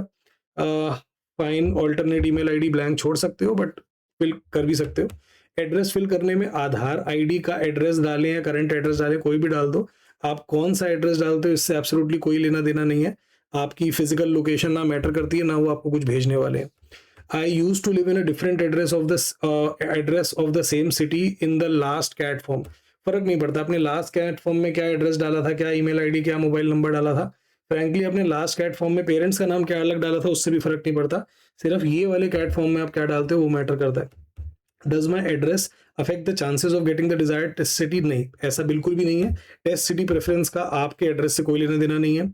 इमरजेंसी कॉन्टैक्ट डिटेल्स, कोई मेडिकल इमरजेंसी होगी तो ही उस पर कॉल करेंगे, तो make sure you fill the person और someone who would pick the call when it comes to it. All right, with this we come to the last part of this video which is document upload. but उससे पहले आपको बता दूं कि आरंभ academy का स्वयं बैच अब लाइव है। स्वयं is a self paced course जिसमें आप अपने पेस पे अपने हिसाब से क्लासेस देखते हो थ्रू रिकॉर्डिंग। कैट 26 के जितने भी हमारे कोर्सेज है तीनों सब्जेक्ट के, उसकी रिकॉर्डिंग अवेलेबल होगी। हमारे ओरिएंटेशन सेशन होंगे जिनमें हम आपको गाइड करेंगे कि कैसे आपको यूज करना है रिकॉर्डिंग्स को। आपका व्हाट्सएप डाउट सॉल्विंग ग्रुप्स होंगे for each of the 3 subjects, और आपको करियर लॉन्चर की टेस्ट सीरीज मिलेगी along with Aarambh academy test series, all for 9999. Use the code Swayam 26, don't miss this. Further आप 20 स्कूल पुरान डॉक्यूमेंट मिस करना अफोर्ड कर ही नहीं सकते। फ्री डॉक्यूमेंट है, चिंता मत करो। इस एक डॉक्यूमेंट में सारे के सारे 20 स्कूल्स की जितनी भी इंफॉर्मेशन आपको चाहिए, उनकी लास्ट ईयर कट ऑफ क्या थी, सेक्शनल कट ऑफ क्या थी, फीस क्या होती है उनकी, कौन कौन से प्रोग्राम है, अलग अलग प्रोग्राम की क्या फीस है, कितनी इनटेक होती है, लास्ट ईयर की प्लेसमेंट कैसी गई, इस साल के फॉर्म की डेडलाइन क्या है, कौन से एंट्रेंस एग्जाम को स्क्रीनिंग टेस्ट एक्सेप्ट करते हैं, मतलब everything about all the 20 schools that are there, master file है ये। तो ये कैसे अवेलेबल होगी, stay tuned on to our YouTube channel to know that. WinCAT test series आप परचेज कर सकते हैं ओनली फॉर 4999, जिसमें आपको करियर लॉन्चर की टेस्ट सीरीज और आरंभ अकेडमी की टेस्ट सीरीज मिलेगी। देन ऑफ कोर्स मेरे फ्री सेशंस आप अटेंड कर सकते हैं, ऑलमोस्ट डेली बेसिस पे ही होते हैं। ट्यूसडे और संडे को मैं आरसी प्रैक्टिस सेशंस कराता हूँ, फ्री सेशंस हमारे आरंभ अकेडमी की वेबसाइट पे। एक आरसी लेके आता हूँ, पहले आप अटेम्प्ट करते हो टाइम कंट्रोल मैनर में, फिर मैं एक्सप्लेन करता हूँ। थर्सडे को यूट्यूब पे मेरा वीए डी कोडिंग सेशन होता है। इस बार थर्सडे को मैं कैट के पैरा जंबल्स कराने वाला हूँ आपको। सिर्फ प्रैक्टिस सेशन नहीं होते, समझ में आता है आपको कि क्वेश्चन करने कैसे होते हैं। और सैटरडे को हम करते हैं क्रिटिकल रीजनिंग प्रैक्टिस। तो make sure that you attend these free sessions. तो आरंभ अकेडमी सिर्फ उन लोगों के लिए नहीं है जिन्होंने हमारे पेड बैचेस लिए हैं, हम सारे कैट स्टूडेंट्स के लिए कुछ ना कुछ रखते हैं। So coming to document upload, ये लास्ट स्टेप होता है, आपको रेलेवेंट डॉक्यूमेंट्स अटैच करने होते हैं। अगर आप पीडब्ल्यूडी कैंडिडेट नहीं हो और अगर आपके पास कोई रिजर्वेशन बेनिफिट नहीं है, मतलब अगर आपने जनरल कैटेगरी स्टूडेंट हो और नॉन पीडब्ल्यूडी हो, तो आपको सिर्फ दो चीज़ें फिल करनी होती हैं, दो चीज़ें अपलोड करनी होती है, अपनी फोटोग्राफ और अपने signature, that's it, nothing more. But yes, अगर आपने कोई भी रिजर्वेशन बेनिफिट क्लेम किया है तो फिर आपको सपोर्टिंग सर्टिफिकेट अटैच करना पड़ेगा इन the form of PDF file. Likewise अगर आपने पीडब्ल्यूडी का में ये टिक किया था तो आपको अपना डिसेबिलिटी सर्टिफिकेट अपलोड करना पड़ेगा। Now be very clear about this कि ये जो आप अपलोड्स करते हो, ये आपके लिए पहले तो अपलोड करना मैंडेटरी है। जो भी अपलोड्स होती हैं, ऐसा नहीं है कि ऑप्शनल है कि करूँ या ना करूँ। जैसे मैंने जनरल सेलेक्ट किया अभी, तो मुझे वो कोई कास्ट सर्टिफिकेट नहीं मांग रहा। बट अगर मैं यहाँ पे कोई भी कैटेगरी चूज करता हूँ, लेट्स से ईडब्ल्यूएस चूज करता हूँ, तो आप देखेंगे कि अब एक सेक्शन ऐड हो गया। अब वो मुझसे मेरा सर्टिफिकेट भी मांग रहा है ईडब्ल्यूएस वाला। सिमिलरली आप एससी एसटी ओबीसी जो भी आप कैटेगरी डालेंगे उसका सर्टिफिकेट मांगेगा। Be very clear about this कि अगर आपके पास एक वैलिड सर्टिफिकेट अवेलेबल है तो आपको पहले तो उसको अटेस्ट नहीं करना। कुछ लोगों को लगता है, यहाँ पे इन्होंने अब की बार सीधा सीधा लिख भी दिया कि आपको ओरिजिनल कॉपीज को अटेस्ट करने की जरूरत नहीं है, आप तो ओरिजिनल कॉपी ही डालेंगे। आपके पास जो भी सर्टिफिकेट है उसकी फोटो खींचोगे ओरिजिनल की, उसकी पीडीएफ में कन्वर्ट करोगे और वो पीडीएफ अपलोड कर दोगे। अगर आपके पास फोटो कॉपी होती है ना, जैसे लेट्स से आपके पास ओरिजिनल कास्ट सर्टिफिकेट नहीं है, आपके पास फोटो कॉपी है, तब उसको अटेस्ट करना होता है, ओरिजिनल को अटेस्ट नहीं करना होता। नाउ अंडरस्टैंड कि अगर आपके पास एक वैलिड ईडब्ल्यूएस या ओबीसी सर्टिफिकेट है, तो इन दैट केस आपको वो जो अंडरटेकिंग है या आपने अप्लाई किया हुआ वो सब कुछ नहीं डालना। अगर आपके पास 1 अप्रैल 2026 के बाद का इशूड ओबीसी एनसी या ईडब्ल्यूएस सर्टिफिकेट है, just upload the certificate, that's it, no undertaking required. Undertaking सिर्फ वो लोग अपलोड करते हैं जिनके पास एक वैलिड सर्टिफिकेट नहीं होता। ठीक है, ऑलराइट। यहाँ पे लिखा हुआ है कि scanning of a photograph, signature etcetera वगैरह should be done by a scanner, not by mobile phone. ये गलत है, मोबाइल फोन से आप फोटो ले सकते हैं। अंडरस्टैंड कि ये जो लिखा हुआ है ना, ये बहुत सालों से है। इनफैक्ट अब से 10 साल पहले जब मान लो कैट का फॉर्म फिल किया जाता था, बल्कि और पीछे आप चले जाओ, तो उस टाइम पे क्या होता था कि मोबाइल फोन सारे के सारे उतने अच्छे नहीं होते थे। कुछ मोबाइल फोन के कैमरा बहुत ज्यादा ग्रेनिंग से होते थे तो फोटो साफ नहीं आती थी। आज की डेट में आपके पास जो मोबाइल फोन है, बिल्कुल आप यूज करिए, आप बस एक प्लेन बैकग्राउंड में खड़े हो जाइए। यहाँ पे ये बोलेंगे कि वाइट बैकग्राउंड होना चाहिए, ऐसा नहीं है। किसी भी प्लेन बैकग्राउंड पे, प्रेफरेबली बहुत डार्क बैकग्राउंड ना हो, लाइट ब्लू लाइट ग्रीन चलेगा, प्लेन बैकग्राउंड पे खड़े हो जाइए और किसी को बोलिए मोबाइल से आपकी फोटो खींच दे, बस आपको सेट कैमरे में देखना है, that's it, that would do.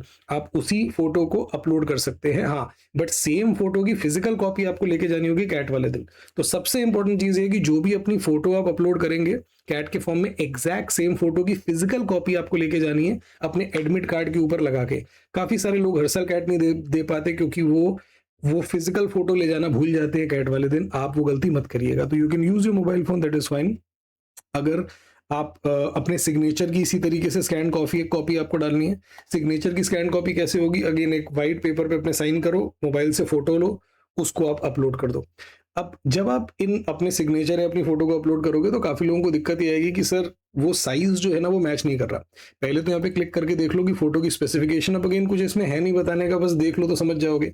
ऐसा नहीं होना चाहिए कि एकदम ये सफेदा सफेदा आ रहा है, भाई कंट्रास्ट होना चाहिए। आपका अननेचुरल कलर नहीं होना चाहिए। जैसे आप देख रहे हो यहाँ पे थोड़ा येलोइश सा आ रहा है, इधर उधर नहीं देखना कि कहीं पे निगाह है कहीं पे नहीं जाना, सामने देखिए। दूसरा, ये इस तरीके से इम्प्रॉपर लाइटिंग ना हो कि पूरा चमक ही गए हो, आपकी जुल्फें आपके चेहरे पे ना आ रही हो। चश्मा अगर आप मेरी तरह पहनते हो तो चश्मा पहन के फोटो खिंचाइए, कोई दिक्कत नहीं है, ये बट चश्मे में इस तरीके से धुंध नहीं होनी चाहिए। आपका चेहरा, आपकी चेहरा कंधा आपके आने चाहिए और ये पूरी फोटो को कवर करे। ये नहीं कि फोटो का 50% कवर कर रहे हैं। कोई भी टिंटेड या फिर डार्क ग्लासेस या सन ग्लासेस या गॉगल्स मत पहनिए। लेफ्ट राइट साइड देखते हुए नहीं खिंचाना, सीधा देख के आपको फोटो खिंचवानी है। इन शॉर्ट बस इतना समझ लो कि सामने सामने कैमरे को देखते हुए इस तरीके से फोटो खिंचाओ, बस वो सही आएगी। आप चाहो तो हंस सकते हो, स्माइल कर सकते हो, चाहो तो मत करो। जब पासपोर्ट कभी बनवाओगे ना, तो याद रखना कि पासपोर्ट में हंसने आपके दांत नहीं दिखने चाहिए और आपके कान दिखने चाहिए। मेरे दुबई के वीजा में 10 बार मेरे को भेजनी पड़ी फोटो, कभी कान नहीं दिख रहे, ये वाला कान नहीं दिख रहा, दांत दिख रहे हैं। तो वो पासपोर्ट में वीजा के टाइम पे होता है कि एकदम आपकी फोटो ऐसी होनी चाहिए कि दांत नहीं दिख रहे और कान दिख रहे हैं। यहाँ पे ऐसा नहीं है ना। आप जब फोटो अपलोड करने जाओगे तो एक तो प्रॉब्लम ये आएगी कि फोटो, ये कुछ कुछ चीजें बता भी रहा है आपको। पहले तो अंडरस्टैंड कि आपकी जो फोटो है वो 6 महीने से पुरानी नहीं होनी चाहिए, ऐसा ही बोल रहा है, बट वो जरूरी नहीं है। फोटो 6 महीने से पुरानी वो इंपॉर्टेंट नहीं है। You should look like you do in the photograph. ये नहीं होना चाहिए कि आपकी फोटोग्राफ अलग है और आप अलग दिख रहे हो, बस वो नहीं होना चाहिए। मतलब अगर लेट्स से आपकी फोटो 2 महीने पुरानी है बट आपकी बहुत बड़ी दाढ़ी थी और आपने कैट से 3 दिन पहले शेव करा ली, तो आप you might not look like the person in the photograph. या लेट्स से आपने समहाउ आपका वेट 3 महीने में बहुत ज्यादा कम हो गया, भाई को देखा होगा आपने सलमान को, कितना वेट कम हो गया उसका, तो भाई अब अगर पहचान में नहीं आएगा बंदा तो दिक्कत हो जाएगी। तो you should look like the photograph, चाहे फोटोग्राफ साल पुरानी हो 2 साल पुरानी हो। ये चीज इंपॉर्टेंट है कि आपकी जो साइज है वो 1 MB से कम होना चाहिए। वो कैसे करना है बताऊंगा। यहाँ पे पिक्सल्स दे रखे हैं, पिक्सल की टेंशन मत लो, डायमेंशन की भी टेंशन मत लो। जो भी डायमेंशन हो, जो भी पिक्सल हो, 1 MB से कम होना चाहिए। फॉर्मेट सिर्फ JPEG या JPG होना चाहिए। और आप अपने मोबाइल से बिल्कुल कर सकते हैं। यहाँ पे लिखा हुआ है कि स्कैन कॉपी चाहिए। अब जैसे एक एग्जाम्पल के लिए मान लो मैं कोई फोटो ले लेता हूँ, तो यहाँ पे आप ये देख रहे हो स्वयं, इसका क्या साइज है, ये तो वैसे ही बहुत छोटी है। ये क्या साइज है, ये भी मुझे, मैं चाह रहा हूँ कोई बड़े वाली फोटो हो ताकि मैं आपको दिखा सकूं कि साइज कैसे छोटा करते हैं। अब ये सारा पहले से ही इतना छोटा है यार, कमाल है। ये देखो जैसे अब ये वाली फोटो आप देख रहे हो 1.83 MB है। अब ये 1.83 MB को अगर मैं ऐड करने जाऊंगा तो ये किस तरीके से इसने नहीं पकड़ी ना। और भी कोई ले लेते हैं। ये देखते हैं ये कितना 1.04 MB है। अब ये क्लिक किया, देखो नहीं पकड़ रहा। ये 1 MB से ऊपर है वो सीधा मना कर देता है, कह देता है तो फाइल साइज एक्सीडेड। तो अब अगर फाइल साइज एक्सीड कर रहा है तो क्या करना है, बहुत सिंपल है, आप सब कर सकते हैं। ये वाली फाइल है ना, इसको देखो मैंने क्या किया, राइट क्लिक किया और इसको ओपन कर लो आप पेंट में। तो पेंट सारे लैपटॉप्स में, सारे फोन में रहता है। अब इसको आपको कुछ नहीं करना, बस रीसाइज कर लीजिए। रीसाइज कहाँ से करते हैं, हाँ अरे वाह, इसने वो चेंज कर दिया आइकन। अब देखो यहाँ पे रीसाइज पे क्लिक किया ना मैंने यहाँ पे, उसके बाद बस आप क्या कर दो, 50 कर दो। तो जब आप इसको 50 करोगे तो क्या होगा, ऑटोमेटिकली इसका साइज कम हो जाएगा। जैसे देखो मैंने कुछ नहीं किया, सिर्फ मैंने इसका साइज कम किया। अब इसको मैंने सेव कर दिया। अच्छा, सेव भी करने का एक तरीका, यूं भी आप ऐसे भी सेव कर सकते हो। जैसे यहाँ पे जाओगे ना, मैं एक काम करता हूँ, थोड़ा सा एक बार इसको और कट कर लेता हूँ। अच्छा, पहले इसको पेंट में ओपन करना पड़ेगा मुझे, तो मैंने दोबारा से इसको पेंट में ओपन करा। अब यहाँ पे मैंने क्लिक किया रीसाइज पे, रीसाइज करके आप, पहले मैंने 50 किया था, थोड़ा और कम कर लेता हूँ, 90 कर लिया, ठीक है। अब यहाँ पे फाइल पे जाके ना इसको आप सेव एज करो। सेव एज करोगे तो ये फॉर्मेट पूछेगा, तो अब की बार इसको सेव एज JPEG कर दो। मैं इसको फॉर्म के नाम से सेव कर रहा हूँ ताकि मुझे एकदम मिल जाए। अब पहले इसका साइज 1 MB से ऊपर था ना, मैं गारंटी देता हूँ कि अब मैंने इसको रीसाइज कर दिया तो इसका साइज ये देखो यहाँ पे आ गई। अब इसका साइज 211 KB है। इसी तरीके से आजकल जितने भी फोन होते हैं 2 MB से ऊपर की फोटो खींचते हैं। तो all you need to do is, आप जाइए और जाके फोटो ले लीजिए अपने मोबाइल फोन से। आपके मोबाइल फोन से ऑब्वियसली जो फोटो आएगी 2-3 MB की होगी, उसको आप इसी तरीके से छोटा, multiple faces present in the image, अभी आजकल AI वगैरह भी हो गया है इसमें, तो ये देख लेते हैं कि भाई तुम्हारे तो बहुत सारे फोटो आ रहे हैं, ये नहीं चलेगी। तो मैं एक काम करता हूँ, मैंने अपनी कोई तो फोटो रखी होगी, चलो ये वाली डाल के देखें, ये एक्सेप्ट करेगा, देखते हैं क्या बोलता है। तो इसने मान ली, कहते हैं हाँ ये बढ़िया है, तो फोटो एक्सेप्ट हो गई, क्लोज कर दो। अब मेरी फोटो अपलोड हो चुकी है। इसी तरीके से मेरे सिग्नेचर चाहिए, तो AI इनेबल्ड चीज़ें हैं, ये देख लेते हैं कि भाई ये यहाँ पे होगा मेरा साइन। ये देखो ये साइन है, इसको मैंने अपलोड कर दिया, ठीक है। अब इसी तरीके से आपको अपना कास्ट सर्टिफिकेट भी अपलोड करना है, PWD सर्टिफिकेट भी अपलोड करना है। अगर आपने जनरल के अलावा कोई कैटेगरी चूज की है, PWD चूज की है, जब आप कास्ट सर्टिफिकेट अपलोड करेंगे that has to be in the form of PDF file. तो जैसा मैंने बताया था, इन केस आपके पास अभी वैलिड सर्टिफिकेट है तो आप सीधा वैलिड सर्टिफिकेट लगा दो और कुछ नहीं लगाना। अगर वैलिड सर्टिफिकेट नहीं है तो जैसा मैंने बोला था 2 या 3 चीजों को जोड़ के PDF बना के उस PDF को अपलोड करना है। अब जैसे ही मैं इसको सेव एंड नेक्स्ट करूंगा, अच्छा ये कह रहा है कि पहले अपनी फोटोग्राफ को व्यू करो, तो यहाँ पे फोटोग्राफ अपलोड हो गई, बट ये बोल रहा है कि नहीं व्यू करो, देखो कि जो आपने डाली है वो सही फोटो डाली है ना। काफी बार लोग क्या करते हैं, गलत फोटो किसी कोई मतलब क्लिक कर रहे थे अपलोड करते हुए, कोई दूसरी फोटो अपलोड हो गई और फिर वही चली गई, फिर कैट के फॉर्म में आ गई। तो अब इन्होंने बोल दिया कि भाई आप पहले व्यू करके चेक कर लो कि आपने सही डाली है ना। मैंने व्यू कर लिया, अब ये मेरे को आगे जाने देगा, डेटा सेव सक्सेसफुली अपने आप में एकेडमिक्स पे आ गया। तो अब ये एकेडमिक्स वाला जो फॉर्म है, this is what I will explain in the next part, in the part 3। अभी के लिए मैं देख लेता हूँ कुछ क्वेरीज हैं अगर इसमें जो मुझे जवाब देना है। तो डॉक्यूमेंट अपलोड मैंने बताया, अगर आप जनरल कैटेगरी स्टूडेंट हैं और पीडब्ल्यूडी नहीं है, सिर्फ 2 चीजें अपलोड करनी है, पिक्चर और signature. Is it necessary to self attest document? नहीं। अगर आप ओरिजिनल डॉक्यूमेंट की फोटो पीडीएफ अपलोड कर रहे हैं, सॉरी, तो इन दैट केस अटेस्ट नहीं करना, सिर्फ फोटो कॉपी को अटेस्ट करना होता है। पासपोर्ट पिक्चर जो आपको होगी, यार सिंपल सी चीज है, कोई एक्सेसरी यूज नहीं करनी। चश्मा पहन सकते हो, अदरवाइज कोई टोपी, ज्वेलरी, गॉगल्स, झुमकी वगैरह कुछ नहीं। आपकी शक्ल साफ साफ दिखनी चाहिए, गर्दन और थोड़ी सी चेस्ट और कंधे, बेसिकली यहां तक आपको आना है, दैट्स इट। अगर साइज बड़ा है तो जैसा मैंने दिखाया, पेंट सॉफ्टवेयर यूज करते हुए साइज को छोटा कर लो। पिक्सल वगैरह डायमेंशन की टेंशन मत लीजिए, वो आपको देखना बेकार है, बस 1 MB से कम होनी चाहिए और जेपेग या जेपीजी फॉर्मेट में होनी चाहिए। अगेन अंडरस्टैंड कि आपकी फोटोग्राफ चाहे कितनी पुरानी हो, उससे फर्क नहीं पड़ता, as long as you look like the photograph, that's the only thing that matters. जब आप कैट देने जाओगे, आपके सेंटर पे जो इन्विजिलेटर होंगे एकदम गेट पे, वो आपकी फोटो देखेंगे और वो आपको देखेंगे ऐसे, तो उस बंदे को फोटो और आपका चेहरा एक बंदे का लगना चाहिए, बस ये इंपॉर्टेंट है। मेरे गुरुजी थे, एक बार वो कैट इसीलिए नहीं दे पाए क्योंकि उनकी फोटो में वो क्लीन थे, एकदम क्लीन शेवन, और अब उनकी अच्छी खासी बड़ी दाढ़ी है, तो उन्होंने कहा कि नहीं भाई, हम कैसे माने कि ये दोनों बंदे सेम है। सबसे इंपॉर्टेंट चीज कि जो फोटो आप अपलोड करोगे ना, मेक श्योर कि उस फोटो की फिजिकल कॉपी, बेसिकली फोटो खींचो मोबाइल से, अभी के लिए अपलोड कर दो, और फिर किसी स्टूडियो वाले के पास जाओ और बोलो कि भैया इसकी 20 कॉपी निकाल दे, और वो वाली उसकी 4-5 कॉपी अलग अलग जगह रख लेना, एक अपनी जेब में रख लेना, एक अपने पेंसिल बॉक्स में रख लेना, अपने मोबाइल में रख लेना। मेक श्योर कि वो फोटो आपके पास जरूर हो ही हो। अगर आपके एडमिट कार्ड पे वो फोटो नहीं है तो आपको अंदर नहीं जाने देंगे। डूज एंड डोंट्स वाला हमने देख लिया, इंपॉर्टेंट बस ये है कि आप अपने पिक्चर के जैसे लगने चाहिए। The photograph I have is too big in size and it's a different format, तो मैंने आपको बताया फॉर्मेट कैसे चेंज कर सकते हैं, रीसाइज कैसे कर सकते हैं। Do we need our name and date of birth in the photograph? नहीं, फोटोग्राफ में आपका नाम, डेट ऑफ बर्थ होना जरूरी नहीं है। सर मेरे हेयर बहुत ही शॉर्ट करे हैं लेकिन एग्जाम तक वो बहुत बढ़ जाएंगे, तो क्या करूं, एग्जाम से पहले हेयर कट कर लेना। How recent should the photograph be? तो like I told you, it doesn't matter how recent the photograph is as long as you look like the photograph. Signature को लेके मैंने बताया, फोटो खींचिए, अब अगेन ये बोलेगा कि 80 KB से कम होना चाहिए, तो वही पेंट पे ओपन करो, रीसाइज पे क्लिक करके 50-50 करो।